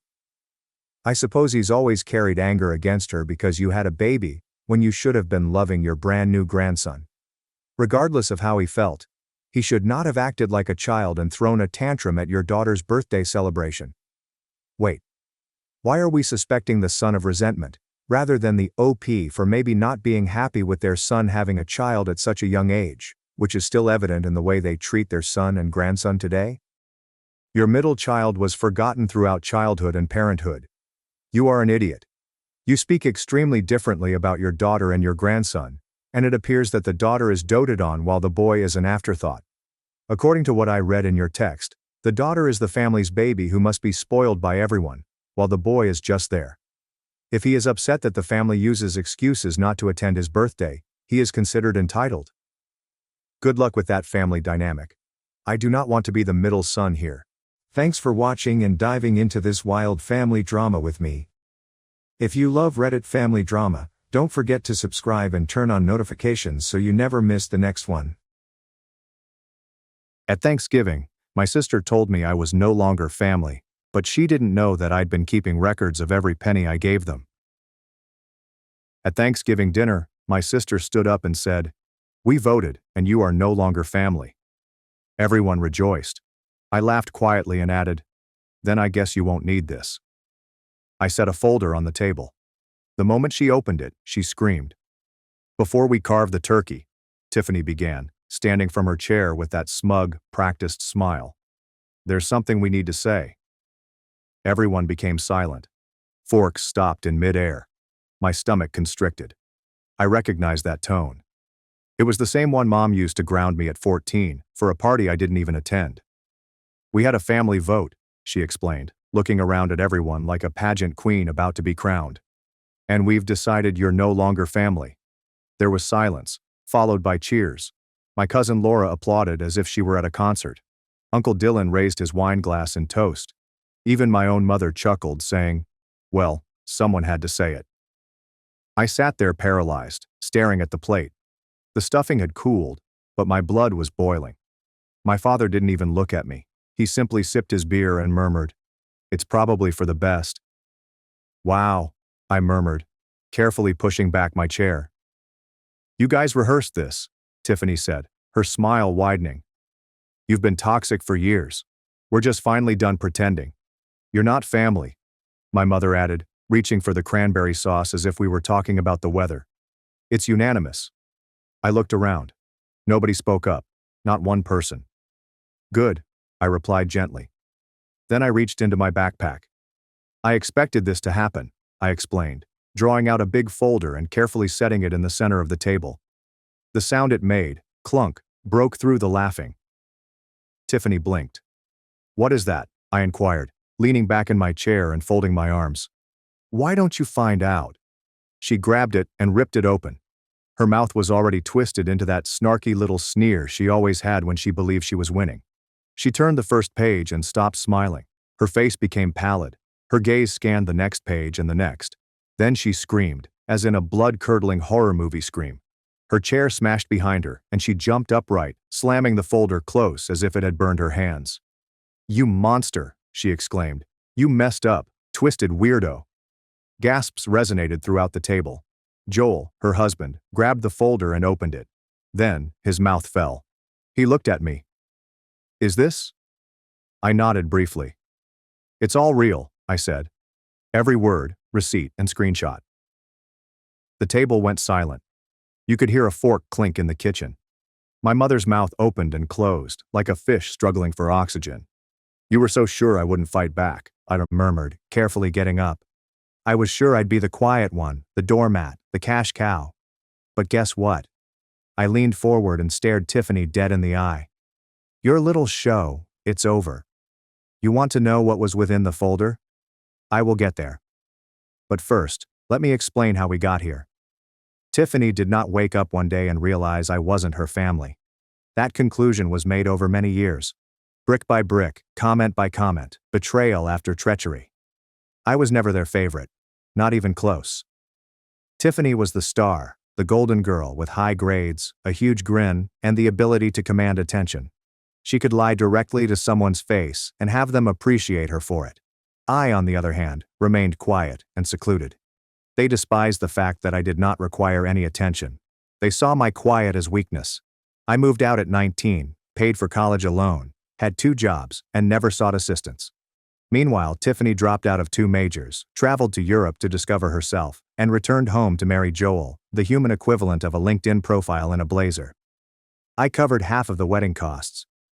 My parents couldn't afford it, but they managed to book a 2-week trip shortly after. I did not complain. I never did. Even when they joked that I was the family accountant, I continued to assist, paying for Dad's dental treatment and sending money when Mom reported the heat payment was past due, even financing a portion of my cousin Laura's tuition when she was waitlisted for a scholarship. They always replied, "Thank you," but in that tone. The one who remarked, "Well, of course you'd help. You don't have a family of your own." And perhaps that's what happened. See, I am single, no children, no husband, and no drama. It's just myself, my work, and my dog. And in their minds, that meant I had nothing better to do than subsidize their disasters. Tiffany treated me like I was her own failsafe. When Joel lost his job, she contacted me first. Just a small loan. When her car broke down, "You make 6 figures. What's 2 grand?" When her child required therapy and insurance wouldn't pay for it. Yeah. Guess who she called? I was always helpful. Always. Because I convinced myself it was family. But assistance turned into obligation, then expectation, and finally demand. It began with little backhanded jokes over dinner. "Oh, you brought wine. Must be nice to afford good wine. Of course, you're early. You have no kids to worry about. I wish I could work late every night and avoid my husband too." Eventually it became worse. "You're so cold. Maybe that's why you're still alone. You don't understand real stress. You don't have a real life. You're just bitter that no one needs you. Except they needed me regularly, financially, quietly, and behind closed doors. Then came the text. Tiffany. Hey, can you co-sign for a small business loan? Joel and I want to start a wellness cafe. Yup. Number Tiffany? Wow, really? Then there was stillness. That was 3 months ago. Since then, I've received the cold shoulder. Mom stopped phoning. Dad sent one-word responses. Nobody invited me to the last family meal. Tiffany blocked me on social media after sharing a story on avoiding toxic individuals. But I didn't sulk. Instead, I began pulling physical receipts. I preserve records of financial transfers, emails, screenshots, and dates. I am not stupid. And in the last 5 years alone, I've sent more than $78,000 to various family members. $78,000. $8,000 for Joel's rehabilitation. $2,300 for Tiffany's emergency dental work, which turned out to be elective veneers. $1,500 for my father's back surgery. $12,000 for my mother's credit card debt. $6,000 for Laura's college move-in expenses. And $4,500 for a family emergency that turned out to be a trip to Cabo. And none of them offered to pay me back. They simply took. And when I stopped providing, they concluded I was the problem. So, I created the folder. Every transfer confirmation, every email and text request for money, screenshots of Tiffany calling me manipulative to her friend because I declined the loan, a timeline of every major payment I made in the last 5 years, and, to top it off, copies of Facebook and Instagram posts mocking me. I have screenshots of Tiffany calling me a cash cow with no spine in a private comment thread that she was unaware I had access to. So, indeed, that is what she saw when she opened the folder. That's what made her scream. Tiffany hadn't simply been exposed. She was taken apart, fact by fact, line by line, page by page. Meanwhile, the rest of the family discovered what they had done. My mother looked like she was about to faint. Joel looked at the line that said $4,200 to cover Tiffany's credit card used at a hotel in Santa Monica with someone named Alyssa, and simply said, "What is this?" I didn't respond. I didn't need to, since, for the first time, I wasn't defending myself. I was simply showing them the truth. You kept records? My mother finally asked, her voice trembling. Of everything. I turned to her, calm as always. You never remembered, so someone had to. Tiffany was still standing, pallid, with her fists clenched at her sides. Her gaze flashed to Joel, myself, and the folder. This is a violation, she said. You had no right to, she exclaimed. No, right? I replied, carefully rising up. You just stood in front of this whole family and declared me not family. You all clapped. And now you're upset that I came prepared? Joel turned another page in the folder. What's this about Santa Monica? He inquired, his tone tense. Tiffany's head snapped toward him. Don't start. Who's Alyssa? He inquired. Why were you staying at a hotel for 3 nights on my credit card? Her silence said louder than any response. Wait, my mother interrupted, holding her palms up. Can we all just calm down and be reasonable? Sure, I replied. Let's be reasonable. Let's talk about the time you called me a parasite while cashing the check I sent you. She hadn't noticed. That's not fair. We were under stress. No, I snapped. You were under stress, and I bailed you out. Every single time, and the one time I say no, suddenly I'm the enemy. My father, who had remained completely silent until now spoke up. You're making this into something bigger than it is. I looked at him, and my voice fell. You let them do this to me for years. You knew, you saw it, you heard it. And you let it happen because it was easier than standing up to them. He wasn't lying. Tiffany slapped her hand into the table. You're just bitter because no one needs you anymore. Wrong, I replied bitterly. I'm not bitter, I'm done. She gave a sour laugh. You're pathetic. Do you know how dramatic this all looks? Bringing a folder, printing screenshots? You think this makes you the victim? You're just proving you're a control freak.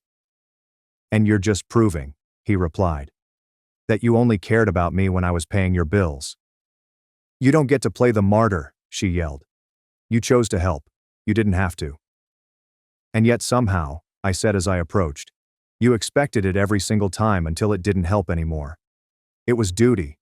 And when I stopped, you voted me out. My voice cracked, not from grief, but from wrath. You didn't want a brother. You wanted a wallet with legs. Joel stood up, holding the packet. Is this true? He inquired, glancing at Tiffany. All of this. Tiffany glanced at him, and for the first time she had no response. There are no artificial tears or deflections, only quiet. You lied to me, he stated. About the hotel, about the money, about him. You made it sound like he was crazy. I had to, she exclaimed. He was turning everyone against me. I wasn't, I said. You did that all by yourself. The room became quiet again. Then my mother leaned forward and tried again. Her voice softened. Listen, honey. We may have overreacted, but this is still family, and families fight. Let's just put this behind us. I shut her off. You're not hearing me. She blinked. What? I'm not asking for peace. I'm not asking for forgiveness. I'm telling you. I'm done. Tiffany scoffed. Oh, stop pretending like this is some big moment. You've said that before. I looked her dead in the eye. Not like this.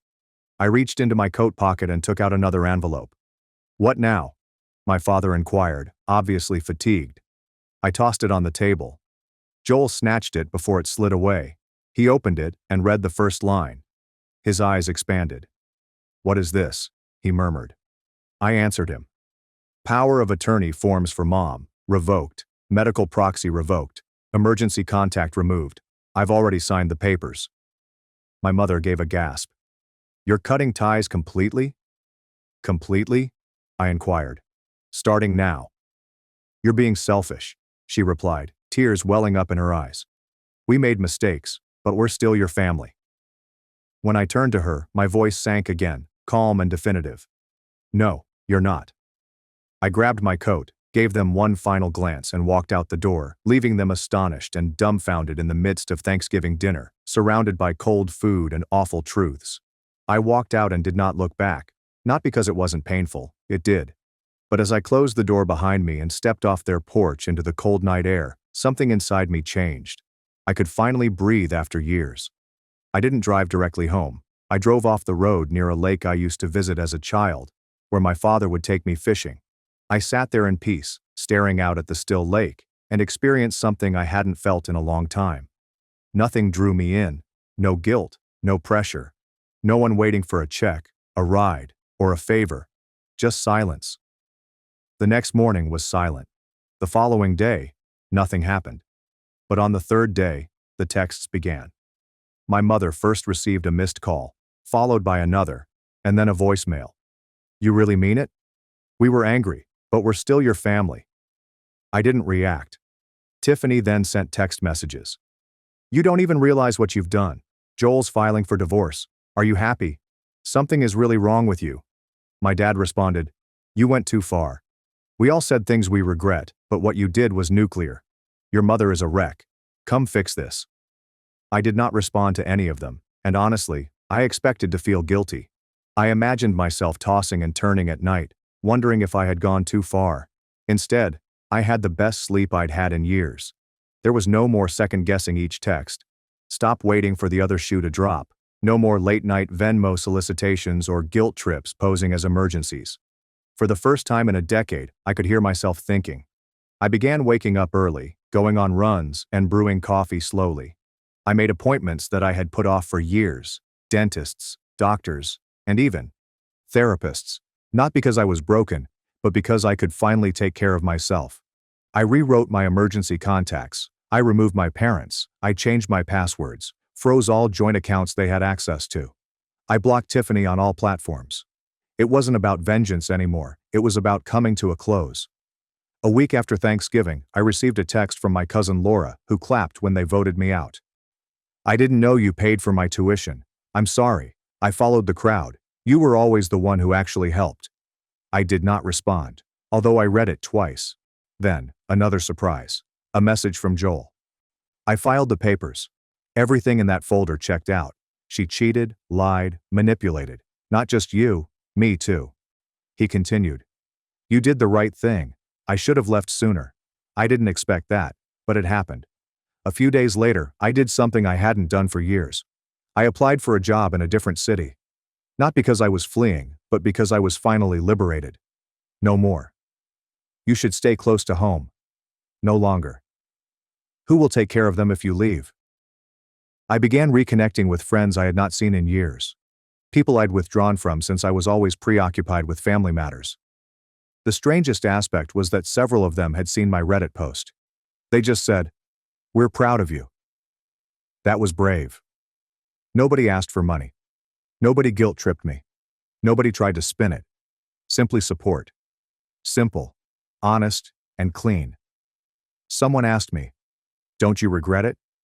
I paused for a moment and replied, "I only regret not doing it sooner." I assumed that was it. In a way, it was. But with people like them, nothing ever goes smoothly, especially when they begin to feel the implications of your absence. The first few weeks after Thanksgiving were unusually quiet. No calls, no guilt, only calm until Christmas. On December 22nd, I received an SMS from my mother with a picture. It was their living room, complete with stockings, a half-decorated tree, and a large empty space in the center where they always put the presents.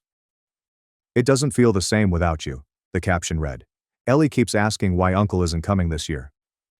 I stared at it for quite a while. No apologies, no ownership, just the same manipulative tone. "Look what you've done. Look who you're hurting." I didn't respond. Tiffany tried phoning on December 23rd. I let it ring out. She then sent a message. "I know I messed up, but you don't have to punish everyone. Just come by for Ellie. She misses you." 2 minutes passed. "Also, Mom and Dad are behind on their mortgage. I know you don't care anymore, but the bank called today. I thought you'd want to know." There it was. The request. Always. Wrapped in a cloak of guilt. It was always coated in artificial softness, but it always ended the same way. With a request. I blocked that number. December 24th. Another text, this one from Dad. "You made your point. We get it. But enough is enough. We need help. We're still your blood." That night, I sat alone by the fireplace, drinking a glass of wine. I gazed around my tiny apartment. There was no tree or noise, just me and the solitude that they said would ruin me. And for the first time in my life, I felt grateful for the silence. But it did not end there. In January, I received a phone call from an unfamiliar number. I took it up out of habit. "Is this Daniel?" a man's voice inquired. "Yes. Who's calling?" "My name is Mark," he answered. "I'm calling on behalf of your father.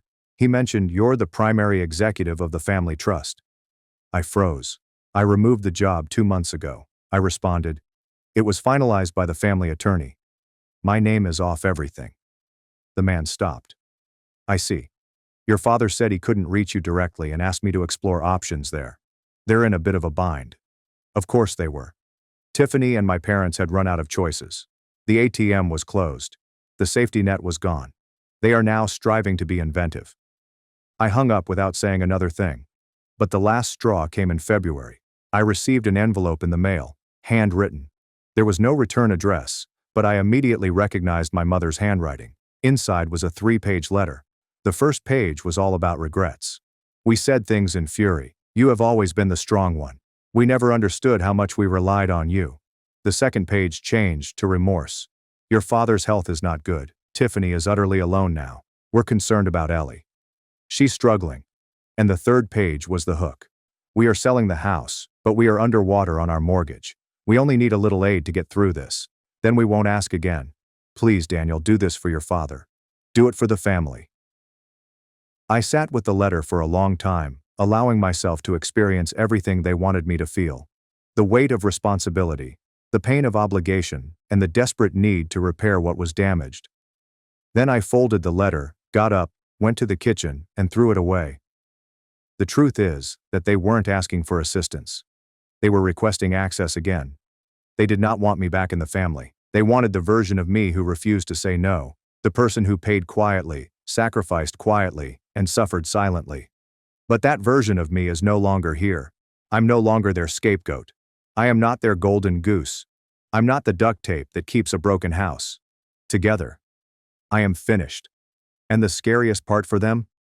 I'm doing okay without them.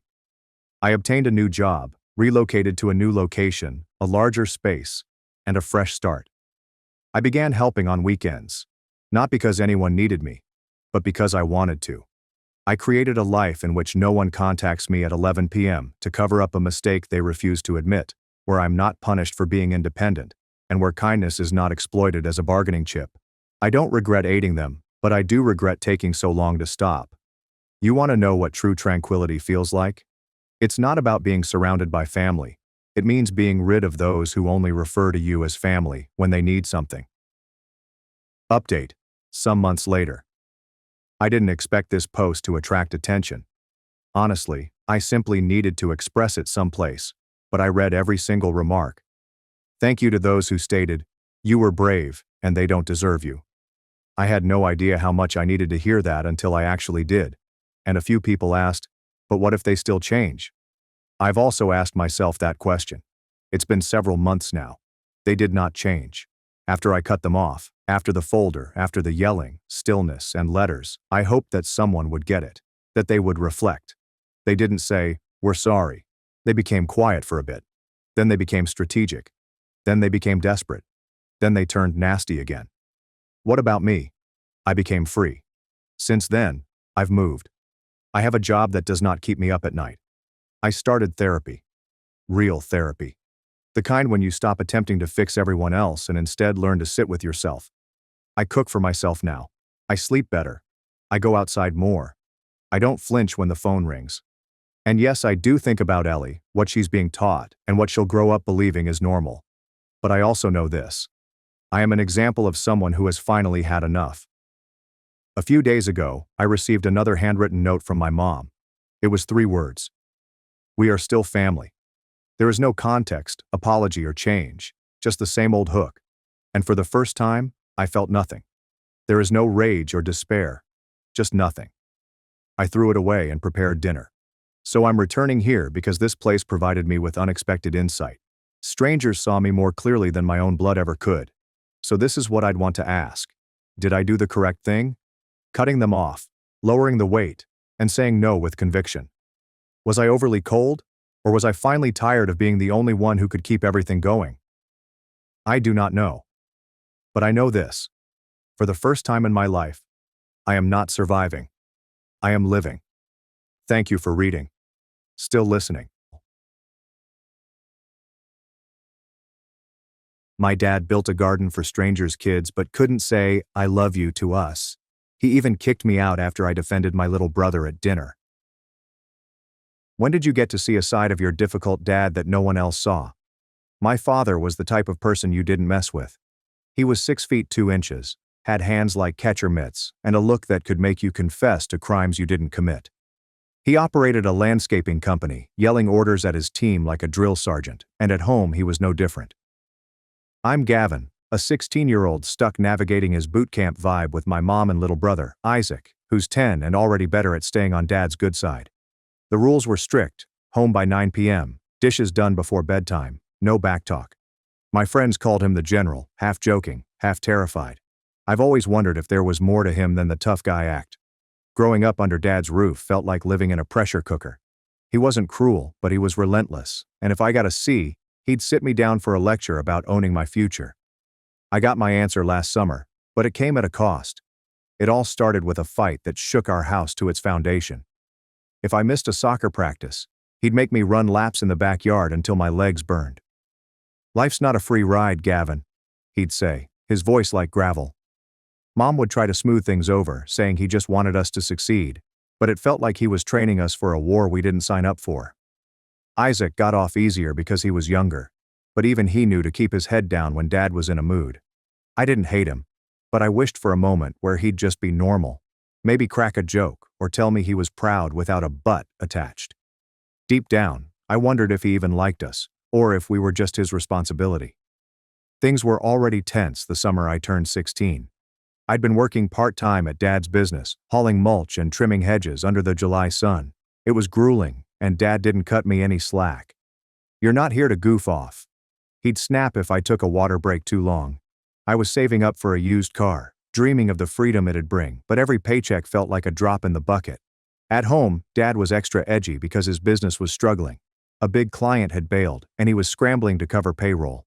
Mom kept trying to cheer him up, but he'd just grunt and disappear into the garage to tinker with his tools. Isaac and I tiptoed around him, knowing one wrong move could set him off. It all came to a head one muggy evening in late July.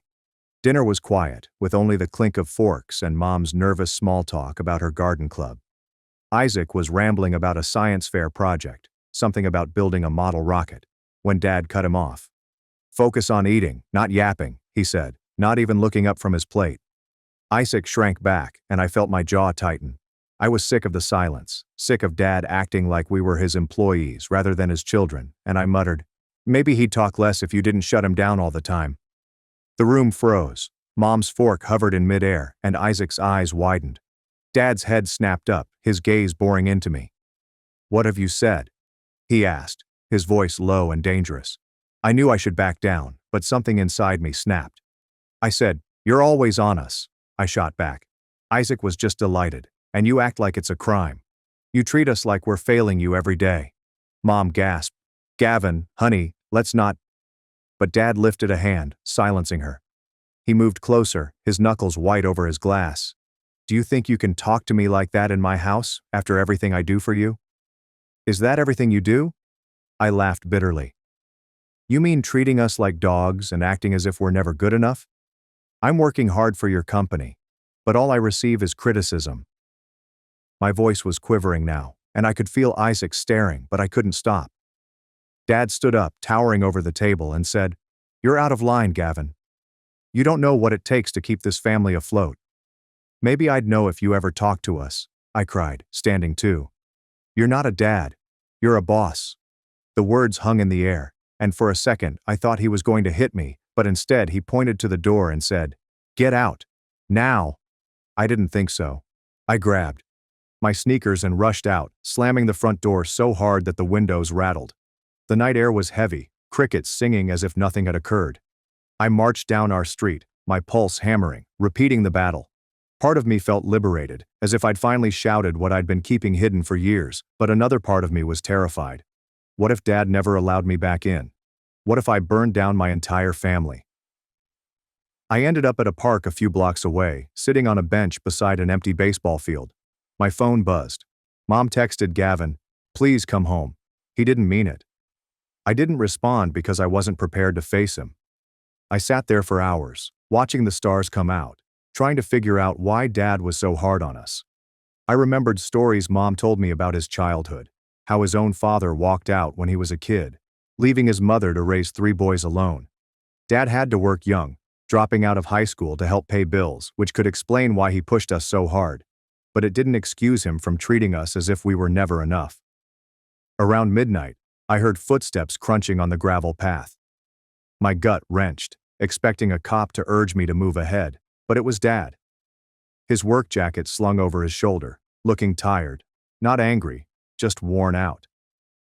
He didn't say anything at first, just sat on the bench a few feet away. I braced myself for a lecture, but he just stared at the field, his hands clasped between his knees. Finally, he spoke, his voice softer than I'd ever heard it. "You know, I used to play ball out here. Shortstop. Wasn't half awful." I blinked, surprised. Dad never talked about his past like that. "Why did you stop?" I inquired cautiously. He shrugged, a small, sad smile tugging at his lips. "Life got in the way." He stopped, then added, "I didn't want that for you and Isaac. This is why I pushed you. Maybe I pushed too hard." I didn't know what to say. This wasn't the Dad I knew, the one who had just kicked me out. He sounded almost sorry, but I was still angry and hurt. "You didn't just push," I said, my voice tight. "You made us feel like we were failing you. Like we're not even your kids, just projects." He trembled slightly, and I noticed something flicker in his eyes. Regret, perhaps. He didn't dispute or defend himself. He simply nodded, as if he was taking it in. "Come home, Gavin," he whispered calmly. "We'll talk more tomorrow." I followed him back, not because I was willing to forgive him, but because I was too exhausted to fight longer. The stroll was silent, but not the typical strained stillness. It was as if we were both trying to figure out what would happen next. When we returned home, Mom held me so tightly that I could not breathe, and Isaac peeked out of his room whispering, "Are you okay?" I nodded, but my head was spinning. Dad had shown me a crack in his armor, a glimpse of someone other than the general, but I had no idea what to do with it or if it would last. The morning after our disagreement, I woke up expecting the house to feel like a battleground. I'd yelled at Dad, called him out in a manner I'd never dated before, and he'd shown up in the park, not to drag me home, but to actually talk. That soft-spoken guy who mentioned playing shortstop was not the Dad I knew, and I wasn't sure what to think of him. Half of me wished he meant it, that he'd relax, but another half feared he'd revert to his old ways, yelling orders as if nothing had occurred. I sat in bed, staring at the ceiling, wondering if last night was just a fluke or the beginning of something new. Downstairs, the kitchen was quieter than normal. Mom was making pancakes, her usual cheerfulness dialed down, and Isaac was scribbling on a napkin, sneaking looks at me as if I were a bomb poised to explode. Dad was sitting at the table, sipping coffee, his work boots already on. I lingered in the doorway, half expecting him to begin a sermon on respect. Instead, he looked up and nodded quickly. "Morning, Gavin," he began, his voice neutral, as if we hadn't just screamed at each other. I murmured, "Morning," and slid into my chair, grabbing a pancake to avoid making eye contact. Mom gave me a little grin, but the air was thick. Everyone was waiting for someone else to make the first move. Eventually, Dad cleared his throat. "Got a job today at the community center," he added without looking at any of us. "They want the garden restored. I could use an extra hand." He paused, then said, "Gavin, are you in?" I halted, fork halfway to my mouth. Dad never asked me to work with him, he simply told me. And after last night, I assumed he would want me as far away as possible. Isaac's eyes widened, and Mom's brows furrowed, but I kept my expression neutral. "Sure," I answered, attempting to seem casual as my heart was racing. Is this his method of making amends, or am I falling into a trap? The community center was a rundown brick facility a few kilometers from our house, with a patchy lawn and a garden that appeared to have been neglected for years. Dad's workers had already arrived, unloading shovels and bags of soil from the truck. I'd previously worked with them, but today felt different. Dad did not tell me to get moving or critique my technique. He simply tossed me a rake and said, "Start over there by the fence." I nodded, waiting for the catch, but he turned away to speak with his foreman, Pete, about drainage plans. I started to work raking dead leaves and uprooting weeds, my mind racing. Was this his form of a peace offering, or was he simply too tired to fight? As the morning progressed, I kept stealing looks at Dad. He was in his element, directing the crew with that strong tone. But he wasn't as severe as usual. He even laughed once when Pete tripped over a hose, a quiet chuckle that I barely recognized. Around noon, Miss Rivera, the community center's after-school program director, appeared. She was short with a no-nonsense demeanor, yet her smile was warm. "This is looking amazing, Tom," she told her father. "The kids are going to love it." Dad shrugged, wiping sweat from his brow. "Just doing our job," he replied. But I noticed a glimmer of pride in his eyes. Miss Rivera turned to face me, her smile expanding. "You must be Gavin. Your father believes you are a hard worker." I almost dropped my rake. "Did Dad say that about me?" I whispered a thank you, my face flaming, and looked at him. But he was busy arranging a wheelbarrow and pretended not to hear. Miss Rivera continued to speak, describing how the garden would provide a safe environment for the children to plant vegetables and learn about nature. "Means a lot to have volunteers like you," she told me. And I realized she assumed I was here by choice, not because Dad dragged me along. I didn't correct her, but the thought of Dad bragging about me to someone else, no less, lingered with me. We had lunch on the tailgate of Dad's vehicle. The crew was joking around, but Dad remained silent, eating his sandwich and looking at the half-finished garden. I sat next to him, picking at my chips and trying to muster the bravery to say something. Finally, I went for it. "This place is kind of cool," I added, keeping things light. "Better than hauling mulch for rich people's lawns." He snorted, a sound that could have been a laugh. "Yeah, well, this one's pro bono," the lawyer replied. "Ria's been after me for months and said the kids deserve something nice." I raised an eyebrow. "Dad, are you doing any free work?" That was new. "Why did you say yes?" I inquired, genuinely curious. He did not respond right away. He took a gulp of water and replied, "I grew up around here. Some days, I had nothing but this core. Kept me out of trouble." His voice was low, like if he was communicating something private. I waited, hoping he would continue, and he did, after a brief pause. "My brothers and I would come here after school. Mom was working. Dad was gone. They had an old basketball court out back. We used to shoot hoops until dark. He hesitated, his gaze remote.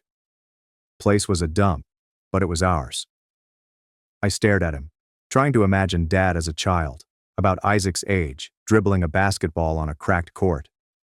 He had never talked about his childhood in such detail before.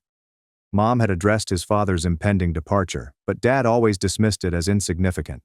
Hearing him talk about the community center reminded me of someone else, a youngster with dreams, not just the adult who ran our house like a military installation.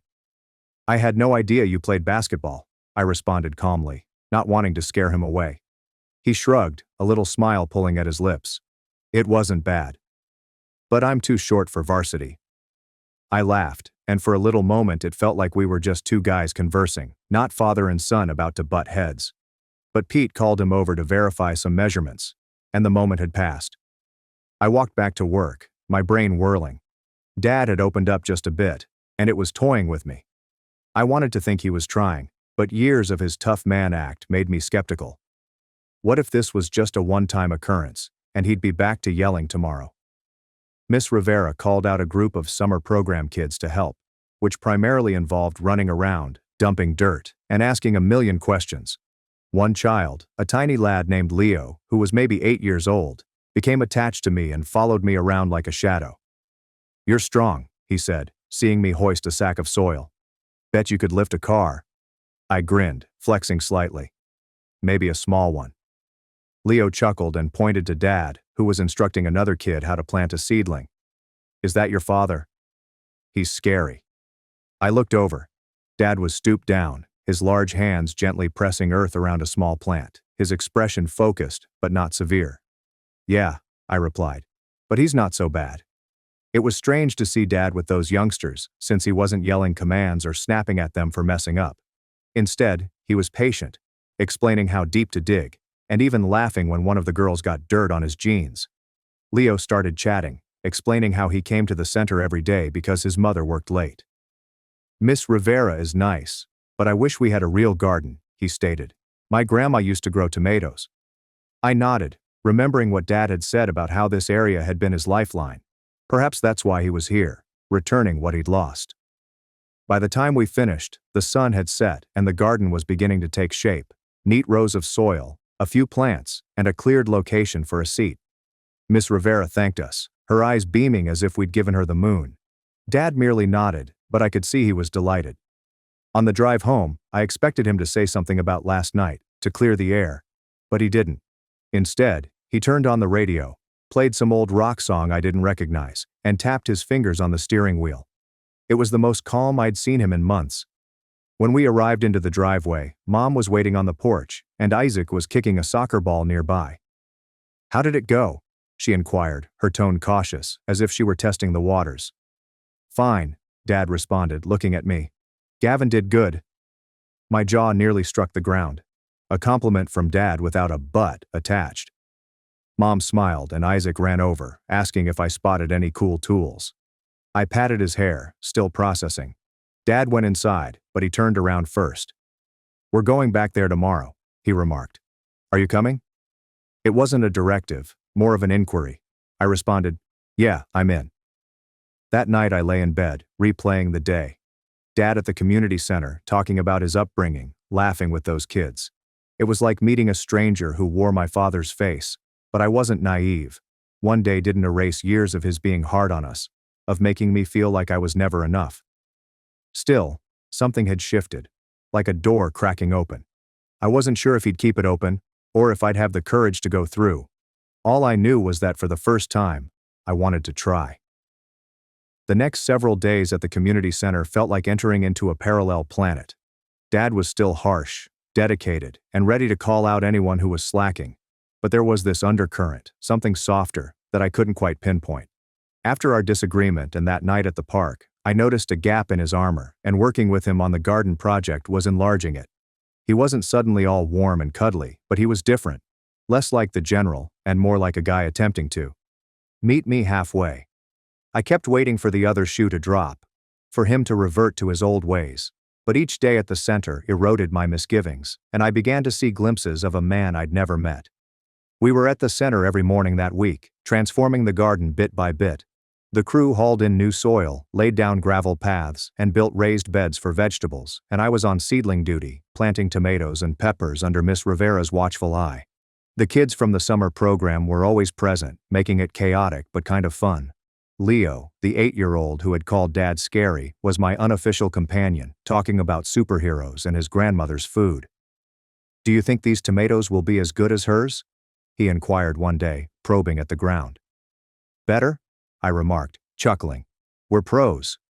He laughed, and I noticed Dad observing us from across the garden with a slight nod of approval on his face. That nod lingered with me.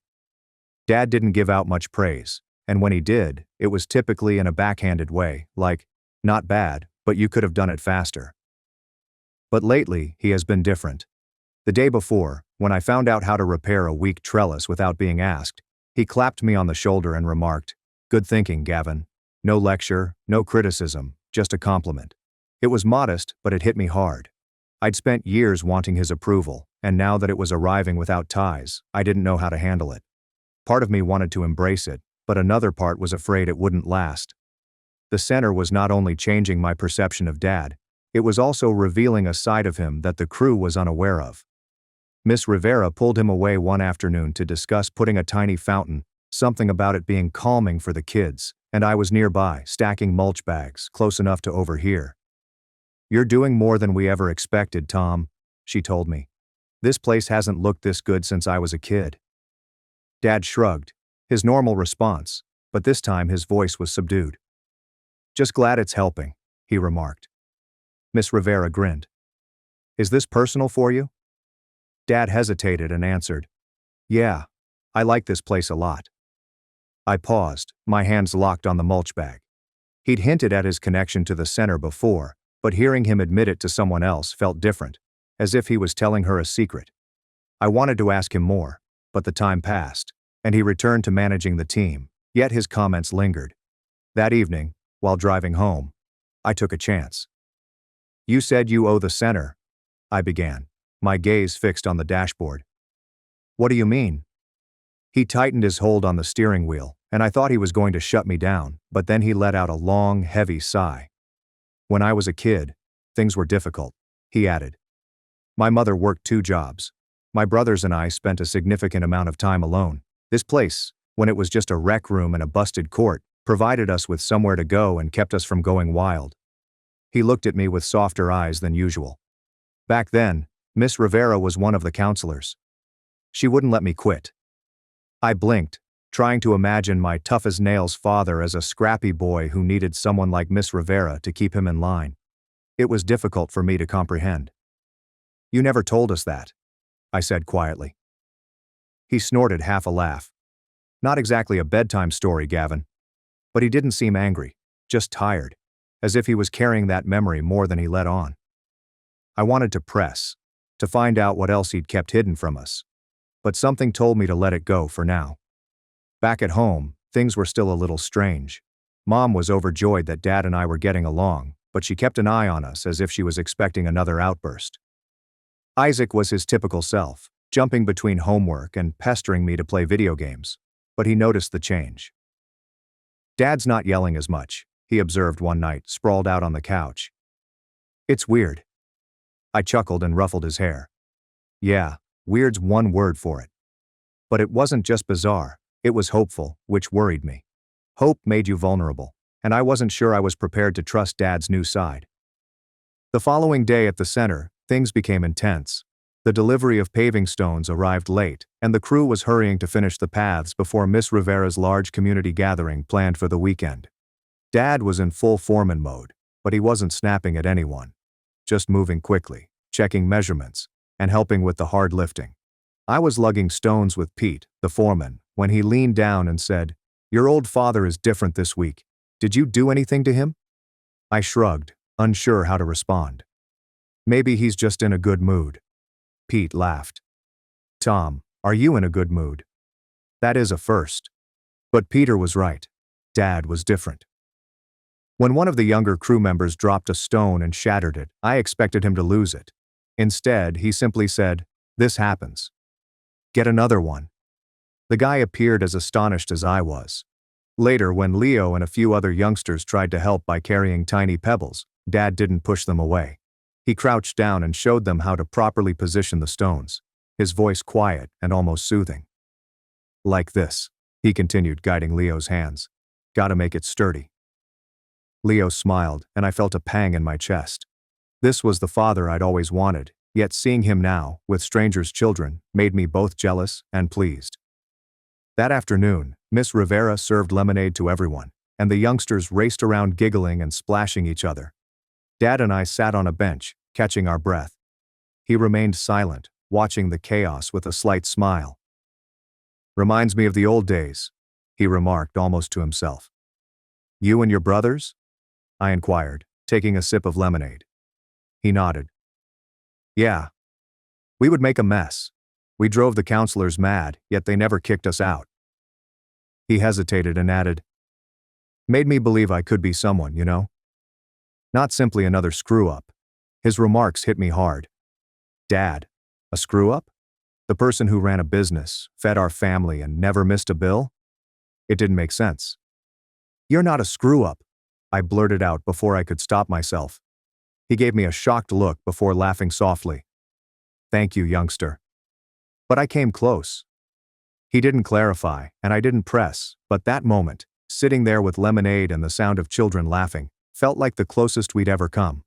By Friday, the garden was nearly finished, the beds had been planted, the paths had been laid, and Miss Rivera was humming with anticipation for the event, a ribbon-cutting ceremony with food and music. She kept thanking Dad, who simply waved her off, but I could tell he was proud. That night, while we were cleaning up, Leo came up to me with a tiny tomato plant in a pot. Miss Rivera said I could give this to you, he added, putting it into my hands, for being awesome. I chuckled and ruffled his hair. You're pretty awesome yourself. Dad was nearby, coiling a hose, and he looked over, his eyes crinkled at the corners. Better take care of that, he told me. Leo's counting on you. Driving home, I clutched the plant in my lap, feeling strangely protective of it. Dad was humming along to the radio, an old tune about rambling men, and for once the silence between us was not oppressive. I wanted to tell him how delighted I was that we were doing this, but the words felt too huge. Instead, I said, Leo's a good kid? Dad nodded. Yeah, it reminds me of you at that age. Always curious. I stared at him, my throat tightening. Was it a compliment or a memory? Whatever it was, it seemed like a gift.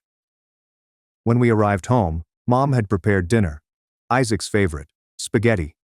And the house felt warmer, as if the strain from last week had finally subsided. Isaac was chatting nonstop about his rocket project, and Dad genuinely listened, asking questions rather than shutting him down.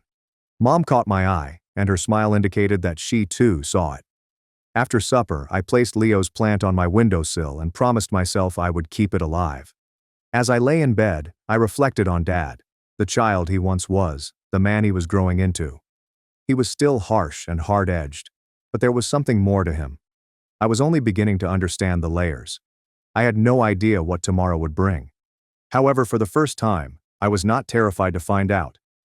The garden at the community center had been completed, and the ribbon-cutting ceremony was scheduled for tomorrow. I'd spent the entire week working alongside Dad, catching glimpses of a man I scarcely recognized, someone who laughed with kids, told stories from his past, and even tossed me a compliment or two without a lecture. It was as if the battle we'd had, the one that sent me storming out to the park, had sparked something inside him. But I was not naive. Dad was still the one who dominated our house with an iron hand and made me feel like I was never enough. As we approached the weekend, I kept wondering if this new side of him would last, or if it would dissipate like a mirage once the job was completed.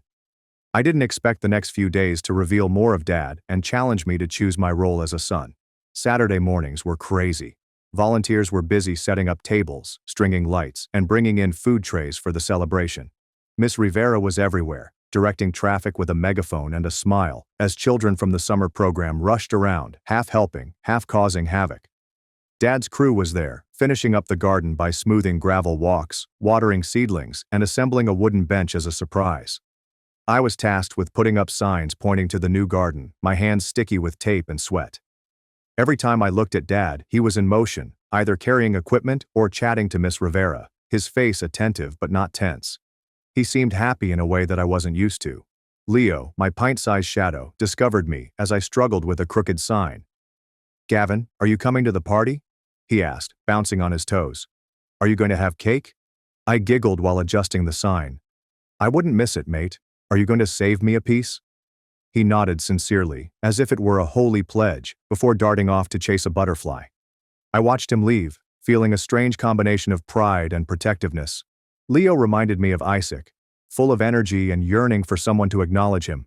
It reminded me of Dad, how he'd been patient and kind to Leo all week, something he rarely did with us. Why was it easier for him to express that side to strangers? The gathering began at noon, with music blasting from speakers and a swarm of neighbors, children, and local officials milling about. Miss Rivera delivered a speech thanking everyone, especially Dad and his crew. "Tom Harper's given us more than a garden," she remarked, her voice shaking slightly. "He's given our kids a place to grow." The audience applauded, and I noticed Dad move nervously, hands tucked in his pockets. He wasn't one for attention, but I could see he was moved. When Miss Rivera summoned him up to cut the ribbon, he tried to wave it off, but she insisted, and the audience applauded him on. I took a picture with my phone. Dad, scissors in hand, appears awkward but proud. It was the first time I'd considered capturing him in that way. After the ribbon was cut, the garden was declared open. Children crowded in, touching the plants, running down the walls and climbing on the bench.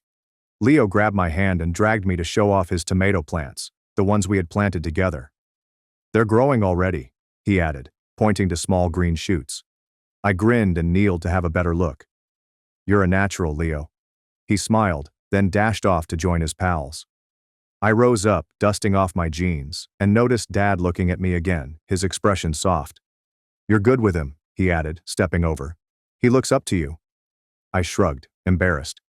"He's easy to like." Dad nodded and added, "You're easy to like too, Gavin." My breath caught. Was that affection from Dad? I stammered a thank you, my face flushed, and he clapped me on the shoulder before departing to assist Pete with cleanup. The remainder of the day was a haze of eating barbecue, playing games with the kids, and avoiding Isaac, who'd arrived with Mom and was attempting to drag me into a water balloon war. Mom was in her element, visiting with neighbors and stealing extra cookies for Leo and his friends. Dad remained busy, but I noticed him slowing down and taking time to chat to others, even smiling when Miss Rivera taunted him about his fancy garden design. It seemed weird to see him like this, a member of a community, not only the person who yelled orders at home or work.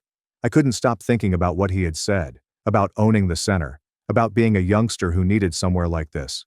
It left me wondering what else I didn't know about him. As the sun set and the throng dispersed, Miss Rivera approached me while I was stacking chairs. "Gavin, I need a favor," she explained, her eyes serious. "There's a boy here named Marcus who has been coming to the facility for years. He's 14. He's a good child, yet he is suffering. I could use someone to talk to. Maybe show him the ropes in the garden." I hesitated. I wasn't a counselor, just a high school student. But her face was so genuine, and I remembered how much Leo looked up to me. "Sure," I answered. "I can try." She smiled with relief. "Your dad thinks you'd be perfect for it. He is proud of you, you know." My stomach flipped. Dad is proud. He had never said it directly, not like that. I nodded, too astonished to respond, and returned to stacking chairs, my mind spinning. That night, when I got home, the house felt warmer, as if the air wasn't as heavy. Mom was humming in the kitchen, Isaac was sprawled on the couch, and Dad was in the garage, fiddling as usual. I went out to see him, which I hadn't done in years. He was cleaning his tools while the radio played an old country song. I leaned against the workbench and watched him work. Today was cool, I admitted, testing the waters. He glanced up and nodded. "Yeah, Rivera puts up a nice show." I took a deep breath and went for it. "You didn't have to do all that, you understand? The garden. For free. Why do you care so much?" He set down his rag, his hands remaining still for once. "Told you I owned that place," he added quietly. "But it is more than that. Those kids, Leo, Marcus, and the rest, are just like me. No, Dad. Mom is stretched thin. I didn't have somebody to teach me how to be a guy. We had to figure it out the hard way." He halted, his gaze catching mine. I don't want that for you. Or Isaac. Or them. I swallowed, my throat tightening. This was the most he had ever opened up. And it was not just about the center. It was about us. You're doing okay with us, I said. The words were awkward, but honest. He gave a faint, unspoken smile and returned to his instruments. The following morning, I awoke early. Leo's tomato plant remained on my windowsill growing. I decided to go back to the center.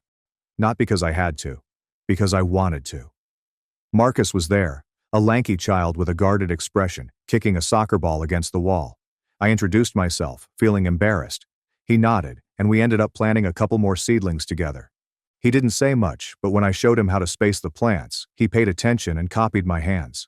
It felt wonderful, like I was passing on what Dad had taught me, even if he hadn't intended to.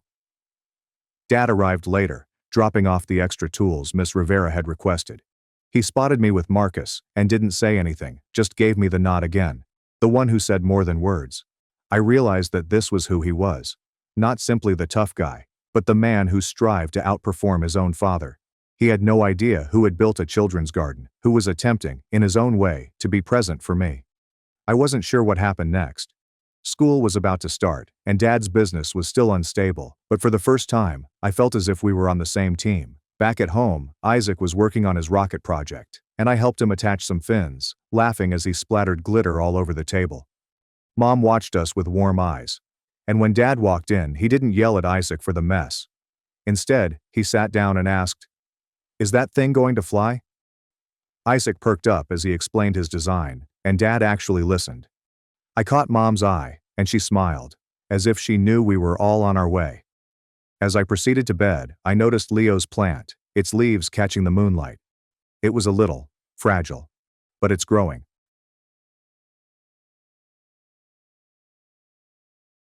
My family said I'd crawl back in 1 month, but after 9 years, they wanted $3,800 for back mortgage and claimed I was supporting them. So, I didn't intend to share my tale online, but after seeing some similar entries here, I decided that writing it all out might be helpful or something. And perhaps someone else who is going through with their family will gain something from it. I do not know. Anyway, here we go. My name is Keisha, and I am now 26 years old. But this narrative began when I was 17, in my junior year of high school. I was never the ideal kid my parents desired. My father worked in a manufacturing facility, while my mother was a receptionist. They were not wealthy, but we were comfortable in our small town. They had this entire life planned for me. Earn high grades, attend state university like my father, marry a great girl from our neighborhood, have 2.5 children, and generally live their version of the American dream. The only problem was that I despised school. Not because I was dumb or anything. I had great grades when I tried, but I have ADHD, which wasn't diagnosed until after everything happened.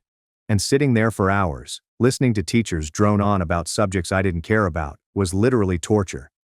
I like working with my hands, such as creating and fixing things. When I was 15, I spent the entire summer helping our neighbor, Judah, repair his garage, and it was the first time I felt like I was good at something. My parents despised it. When I mentioned going into construction or learning a trade, my mother would get this pinched look on her face, as if I had just told her I wanted to be a professional trash diver. My father would lecture me about reaching my full potential and how people like us don't work with their hands. Looking back, I believe they were simply obsessed with appearances. They wanted to brag to their acquaintances about their college-educated kid, rather than their blue-collar worker son. Things had been tight for several months. I was working part-time at a small store after school, accumulating money since I had a feeling I'd need it. My grades were sliding because frankly, I had stopped caring. Every dinner became a debate over college applications, my future, or why I was wasting my life. The breaking point occurred in April, approximately 6 weeks before graduation. I'd gotten accepted to state, and my parents had almost completed the paperwork, but I'd also been looking into this construction trade school. It was cheaper, shorter, and taught me skills that I was interested in. I'd been accepted, and they were granting me a partial scholarship based on the portfolio of work I'd put together. I decided to tell my parents during supper. Bad concept. When I proposed trade school, my father threw his fork down so fiercely that it bounced off the plate. My mother started crying, as if I had told her I only had 6 months to live. The battle that ensued was the worst we had ever had. My father accused me of being ungrateful and spitting in the face of their sacrifices. My mother continued stating she was disappointed and didn't understand what went wrong with me. When I began to explain why I was enthused about the program, my father cut me off and said something I'll never forget. "No son of mine is going to waste his life like that. If you're too stupid to see the opportunity you're throwing away, then maybe you're not the son we thought you were." I lost it. I told them I was weary of living my life to satisfy their goals, that I was practically an adult and could make my own decisions, and that they never listened to my wishes. We were all yelling by this point. It became pretty awful. I said certain things that I am not proud of. They said worse. Finally, my father told me that if I didn't follow their rules and plans, I may leave the house. I believe he expected me to back down. I did not. I went upstairs, grabbed the emergency bag I'd already packed, I told you I had a hunch, and shoved as much clothing as I could fit.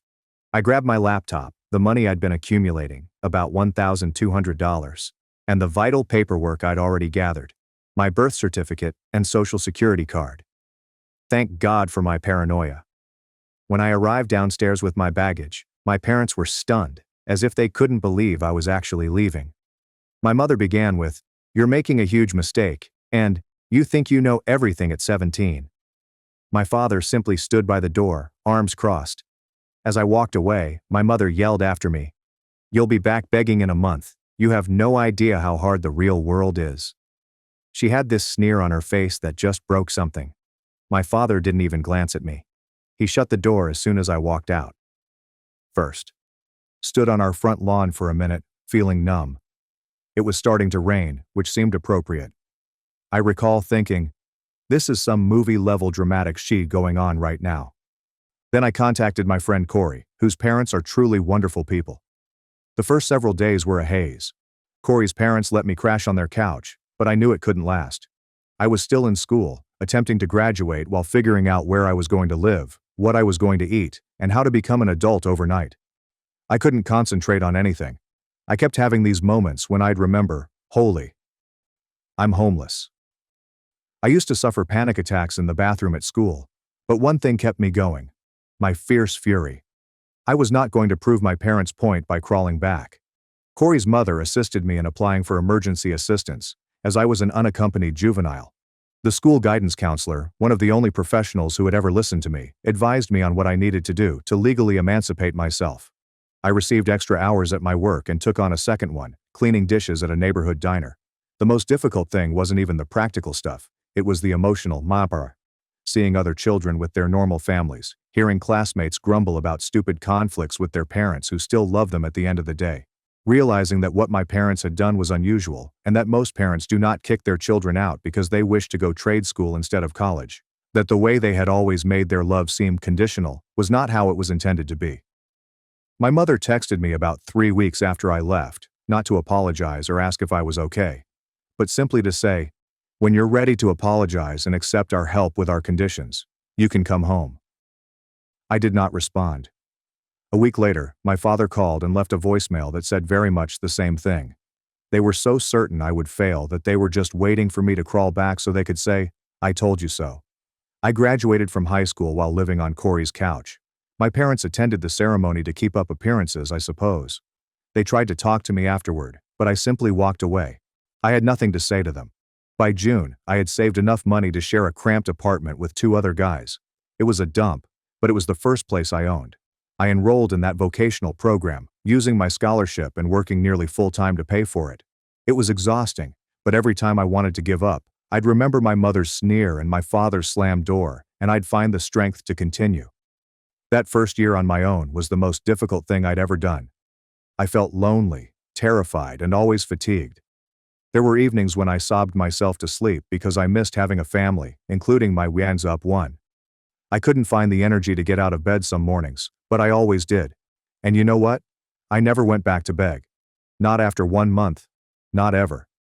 This is becoming long, so I'll post part 2 tomorrow if anyone is interested. That's when things began to improve for me, but there was still a long journey ahead. Edit. Wow, I did not expect this to go that far. Thank you for your encouraging words. Part 2 is coming tomorrow. Update 1. Okay, thanks.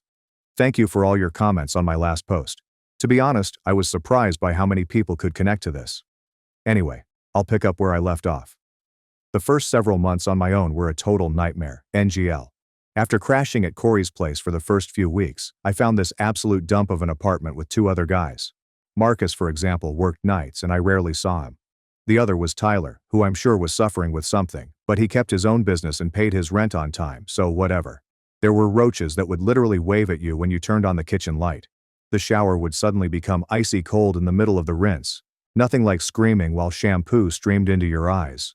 The walls could as well have been made of paper. I knew much too much about our neighbors' relationship issues. But here's the thing. It was mine. Or at least 1/3 mine. Nobody could kick me out as long as I paid the rent. I was working 2 crap jobs. Hardware shop evenings and diner on weekends. Between that and trying to finish trade school, I was sleeping about 4 hours per night.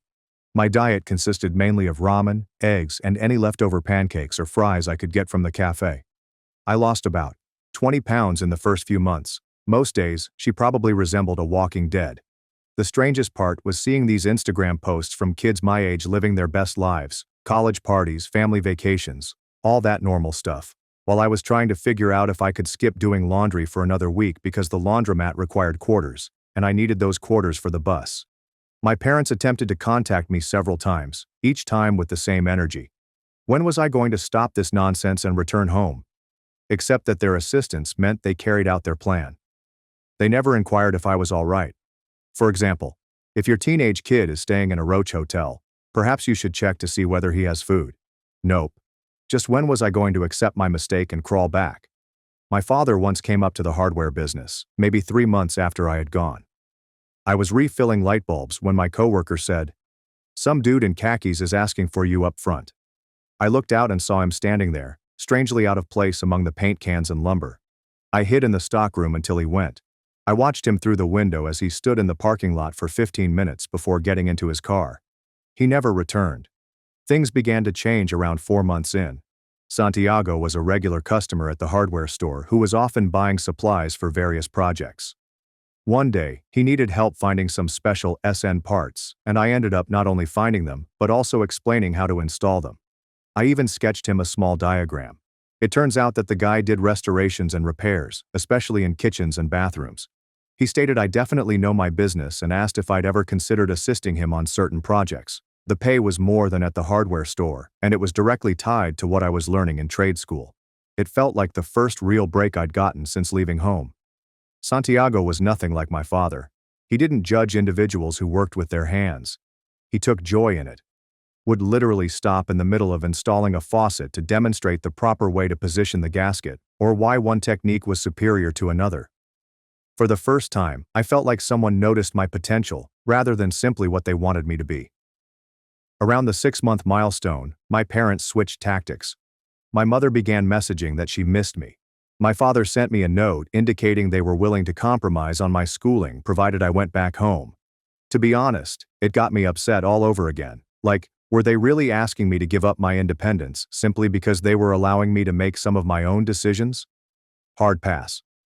I completed my first year of trade school with good grades. It turned out that I wasn't so ignorant after all. All I needed to do was learn something I was interested in. Santiago began offering me greater responsibilities and more money. I moved out of the Roach Motel and into a little better apartment with only one roommate, a nursing student named Aiden, who was nearly as broke as me but knew basic hygiene.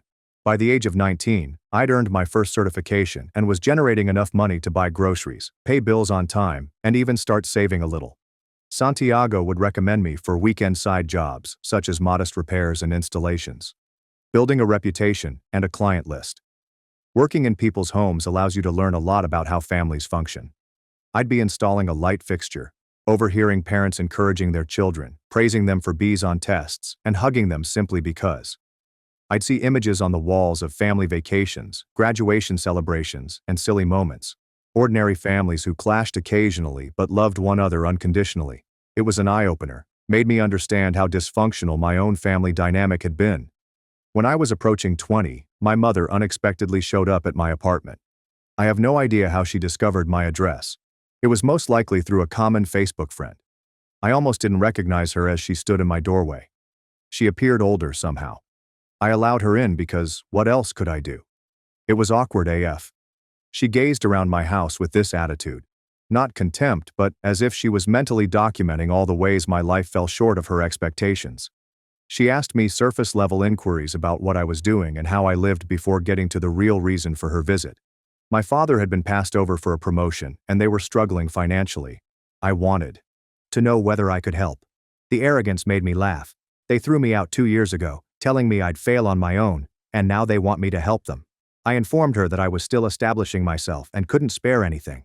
She went, appearing irritated, as if I had failed some test. She didn't even mention she was proud of me for succeeding on my own. Following that encounter, I went through an unusual emotional period. I started doubting everything. Was it bad of me to keep them at a distance? Was I being overly harsh? But then I'd recall how they treated me, how they never apologized, and I'd be furious all over again. My roommate Aiden noticed I was unhappy and referred me to his buddy Lucy, who was studying psychology.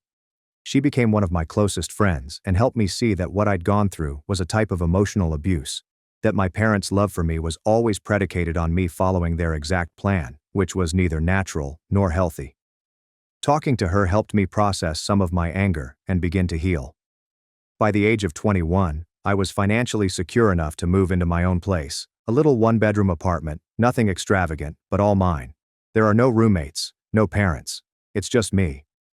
I literally cried the day I moved in while sitting on my second-hand IKEA couch. I never expected to come this far when I was standing on that lawn with my suitcases at 17. Around this time, Santiago gave me more permanent employment with actual benefits, including health insurance for the first time since I left home. He was getting more business and wanted dependable assistance. It was a great vote of confidence, and it meant more to me than any parental approval I had ever received. Meanwhile, my parents continued to try to reconcile, but only on their terms. They'd invite me to holiday feasts while making disparaging remarks about my choices. They'd offer support, which I never accepted, but it came with conditions. Every interaction made me feel exhausted and irritated. Eventually, I reduced contact to sporadic texts and maybe one visit each year. They never seemed to realize that I was genuinely constructing a decent life. It didn't look like what they had planned for me, but it was satisfactory. I had a job I enjoyed that paid the bills. I had pals who accepted me as I was. I was creating something real, something that was mine. By the age of 23, I had earned more credentials and had become Santiago's go-to guy for specific types of tasks. We worked well together, and he began talking about bigger chances in the future. That's when I met Lydia. She needed some repairs done in her flat, so Santiago sent me. Smart, humorous, and didn't buy any of my BS. We began dating, and for the first time, I let someone to truly know me, with all of my baggage and family background. She received it rather than fleeing. Her parents weren't perfect, but they were far less controlling than mine. Of course, when my parents learned that I was genuinely dating someone, they became very interested in my life again. After years of ignoring me, you started following me on Instagram. I wanted to meet her. I wanted to play with happy families. I kept them at arm's length. Lydia deserved more than to be drawn into their mental games. 4 years after being kicked out, I was in a solid situation. I had my own place, was in a healthy relationship, and had created a life entirely on my own terms. My parents' forecast that I'd be back within a month could not have been more incorrect. But the narrative doesn't end there. Just when I believed I'd finally moved beyond their shadow, things were about to get tricky in ways I hadn't expected. I'll post part 3 tomorrow. Things begin to change for both me and my parents in unforeseen ways. Update 2. Hello everyone. Thank you for staying with my narrative. The support means more than you realize. So, I'll continue where I left off. By the time I was 24, my life had fallen into a routine that felt nearly regular. I had been bouncing from job to job, steadily gaining experience and saving money wherever I could. It wasn't glamorous, mostly grunt work, but it paid the bills and kept me moving forward. My flat was a tiny studio with a kitchenette that could barely accommodate a mini fridge and microwave. But it was mine. No roommates, no parents, just me and my used stuff. So, I was scrolling on Facebook one night. Yes, I know, boomer app LOL, when this notice appeared. My cousin Madison had tagged me in a photo from a family gathering that I clearly wasn't at. I didn't think much of it until I saw my parents in the backdrop. Mom was wearing a phony smile that I was all too familiar with, and Dad was in the middle of reciting one of his 5 stories. But here's the strange thing. On the table next to them was a framed photo of me from my high school graduation. Like what? These people kicked me out, only contacted me when they needed something, and now they're showing my photo as if we were a happy family. I phoned Madison straight away, and she was like, "Oh yeah, they talk about you all the time, always telling everyone how proud they are of you." The arrogance. I swear they were living in a parallel universe where they hadn't warned me I'd be crawling back in a month. So, around this time, I met Lydia. Not in a romantic movie way, we were both in line at Target. It was taking a while, so we started complaining about self-checkout. She spoke in such a way that nothing was filtered, just raw thoughts, right from her brain to her mouth. We exchanged Instagrams, began texting, and everything just clicked. On our third date, we discussed families, and I spoke out about my position. I expected the standard awkward, "That's rough" remark. But instead she told me about how her stepfather had been similar, not as violent, but with the same domineering attitude. She understood it in a way that most people didn't. That night, we stayed up until around 3 a.m. Just talking, and for the first time, I didn't feel as if my family conflict was some dark secret I needed to keep hidden. My water heater died unexpectedly a few months after Lydia and I began dating. I came home to find water seeping under my bathroom door. I had to turn off the main valve and spent 3 days taking ice-cold showers at the gym while waiting for my landlord to repair it. Lydia recommended I stay at her apartment, but I don't know, it felt too soon. That independent streak I'd developed was difficult to shake. Around this time, my old high school friend Corey became engaged, and I was invited to his wedding. I hadn't seen most of these folks in years, and to be honest, I was concerned about what they would think. Will people perceive me as the one who failed? Who didn't attend college? Who disappeared? But when I arrived with Lydia, everyone was just normal. When I mentioned my jobs, they appeared really interested. There is no judgment. There are no analogies to an imaginary life I should have lived. Then came the awkward time. Corey's mother, who had let me rest on their couch shortly after I was kicked out, grabbed me aside and informed me that my parents had been asking about me. Apparently they ran into her at the grocery store and spent 20 minutes looking for information. Where did I live? What was I doing? Was I doing well financially? That final one triggered off alarms. A week later, my mother contacted me unexpectedly. "Keisha, your father and I are having a small gathering for Memorial Day.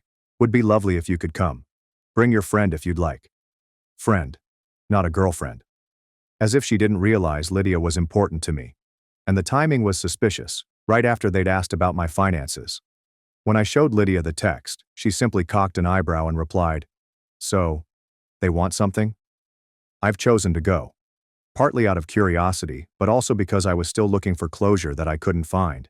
Lydia joined me for moral support, even though she thought, "This has disaster written all over it, lol." Walking into that house was quite weird. Everything looked the same. Same furnishings, same images on the walls, including that graduation shot. The same smell as my mother's strange apple cinnamon air freshener, which usually caused me a headache. But I felt like a visitor, not like someone returning home. The small gathering consisted of my parents, aunt and uncle, and my father's business friend Judah and his wife. Everyone acted normal, as if I were just a son who had gone away at school or whatever. The entire time, I was waiting for the other shoe to drop. It finally arrived after dinner. My father escorted me into his study, a hallowed area I had never been allowed to access as a child without permission. He began with small talk about the economy, how things were terrible everywhere, and then came to the point. He had been downsized at work after 27 years with the same employer. They had replaced him with a student with a fancy degree who would work for half the pay. The irony was not lost on me. Dad had spent years pushing me toward college, and now he was bitter about college graduates. He didn't directly ask for money, but he did keep mentioning their temporary difficulties and how families should support each other in hard times. I just sat there, remembering the night they threw me out. My mom smirked. She was positive I'd be back begging in a month. I assured him that I would think about it. That was all I could say without making a mistake. Lydia and I departed shortly after, and in the car, she simply glanced at me and said, "Well, that was the most passive-aggressive dinner I've ever survived." My mom's texts increased in frequency during the next few weeks. How am I doing? Had I thought about what my father had mentioned? Did I need their old dining table while they were renovating the house? Translation: selling furniture to pay the expenses. Meanwhile, my life was on the ascent. I'd gotten decent paying work at this local establishment. Nothing spectacular, but dependable, and with legitimate benefits. Lydia and I were getting serious about seeking a bigger place together, as my studio was virtually a closet and her roommate was driving her crazy. Then came the Facebook post, which changed everything. My mother made a lengthy, dramatic piece on hard circumstances and trusting God's plan while unemployed. It was clearly a fishing trip for sympathy and assistance. The comments section was flooded with relatives and church friends giving prayers and support. But what drew me in was the final paragraph. "We're so blessed to have our son Keisha supporting us through this trial. Family truly is everything." I almost choked on my coffee. I had not agreed on anything, hadn't handed them a penny, and here she was, openly stating that I was financially supporting them. All of the responses praised me for being such a terrific son. I called her immediately. I asked what the hell the post was about. She pretended to be astonished by my outrage, claiming that she was simply expressing gratitude for my emotional support and that everyone else had assumed the rest. But I knew exactly what she was doing, building public pressure so that I felt forced to assist. Lydia discovered me that night working on a spreadsheet of my money, attempting to determine whether I could afford to aid them without jeopardizing my own life. She sat down next to me, grasped my hand and asked, "What would you tell a friend in your situation?" And it hit me hard. If someone told me their parents had kicked them out at 17, hadn't contacted them in years except when it was convenient, and were now seeking financial support, I'd tell them they didn't owe them anything. So, I made a decision. I informed my mother that I would not be providing financial support. What they were going through was difficult, but I was still creating my own life and healing from being kicked out as a teenager. I recommended some local options for job seekers and financial aid, the same ones I had to use years before. Her reaction was simple. "Okay." Then came quiet. For 3 weeks. Until yesterday. My phone exploded with notifications, texts, calls, and voicemails, all from my parents and other relatives. My parents' financial position appeared to have deteriorated significantly. Dad had still not found work.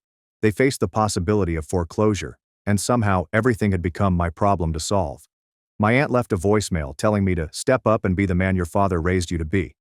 The irony of that sentence caused me to chuckle out loud, which was definitely not good. Lydia and I remained up late talking about it. Limits, family, and commitments.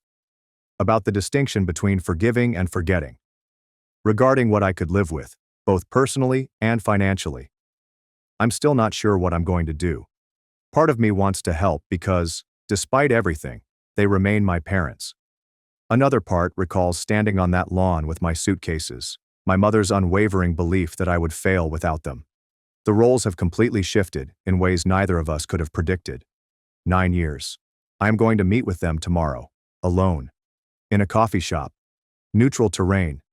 I have some criteria in mind if I decide to aid, as well as some limits that will not be crossed again. Life is weird, guys. They feared I wouldn't make it through a month without them 9 years ago. Now they're the ones who can't function without me. I'm not sure if this is karma or the universe's sick sense of fun. I'll update after the meeting tomorrow. Thank you for reading this and for your support. Finally, update. So I left off yesterday with a bit of a cliffhanger. My mother called me frantically the day before the major investor meeting. To be honest, I disregarded it. At first, since I was too busy preparing my presentation and dealing with last-minute details. But then she called back 4 times in a row. Then my aunt called. Then my cousin. There was certainly an issue. When I eventually responded, my mother was crying so hard that I couldn't understand her. After she calmed down, she informed me that my father had been laid off again, but this time it was worse. They were 3 months late on their mortgage. The car had recently died, and they had received an eviction notice. They had 2 weeks to come up with the money or lose their house.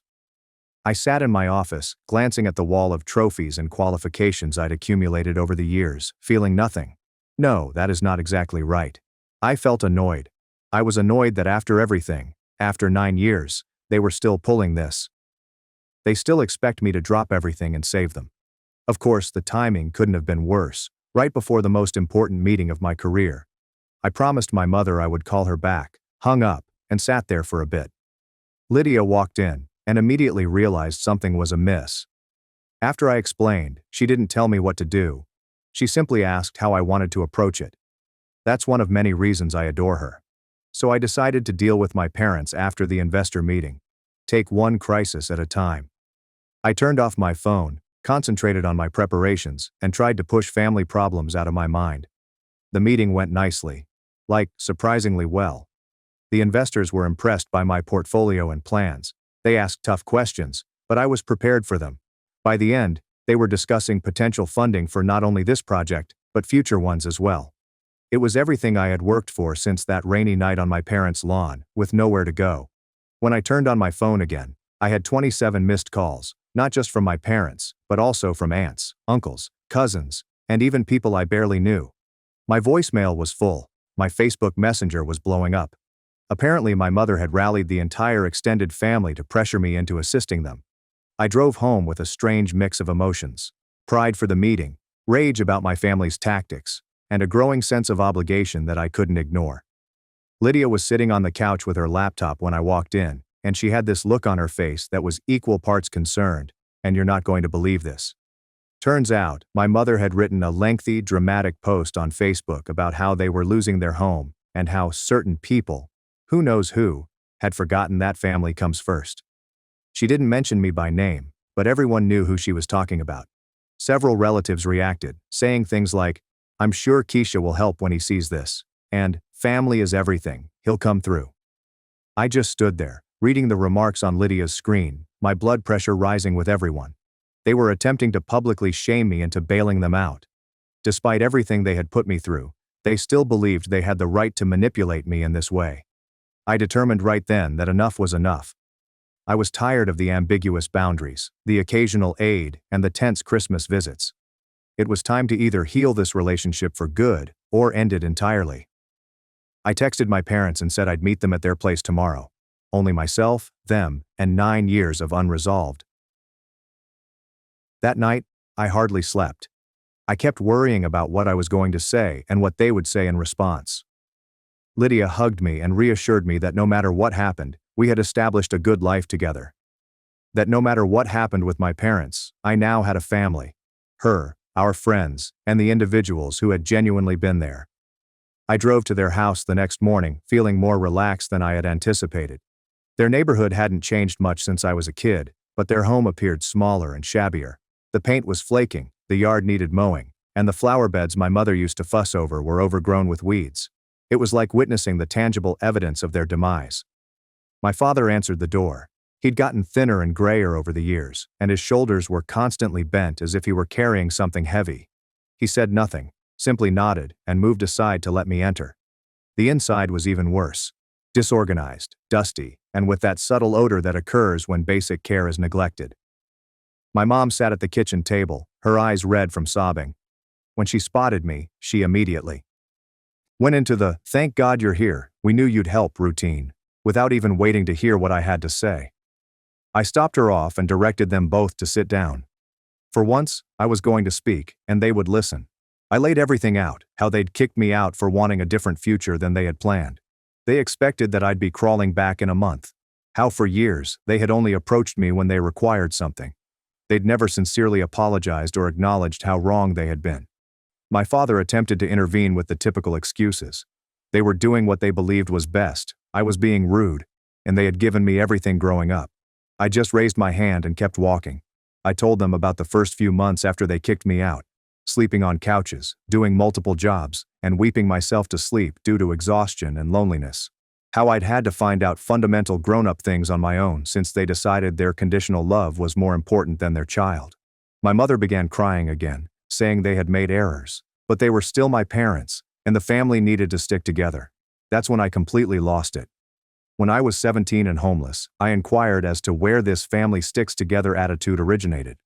I pointed out that they only appeared to remember we were family when they needed my assistance, not when I required theirs. For a while, the conversation circled back on itself. They'd apologize vaguely, then instantly justify or turn on me. The classic narcissistic playbook. I eventually grew tired of it and set out my terms. 1. I'd assist them avoid foreclosure this time. But after that, they needed to downgrade to something more affordable. 2.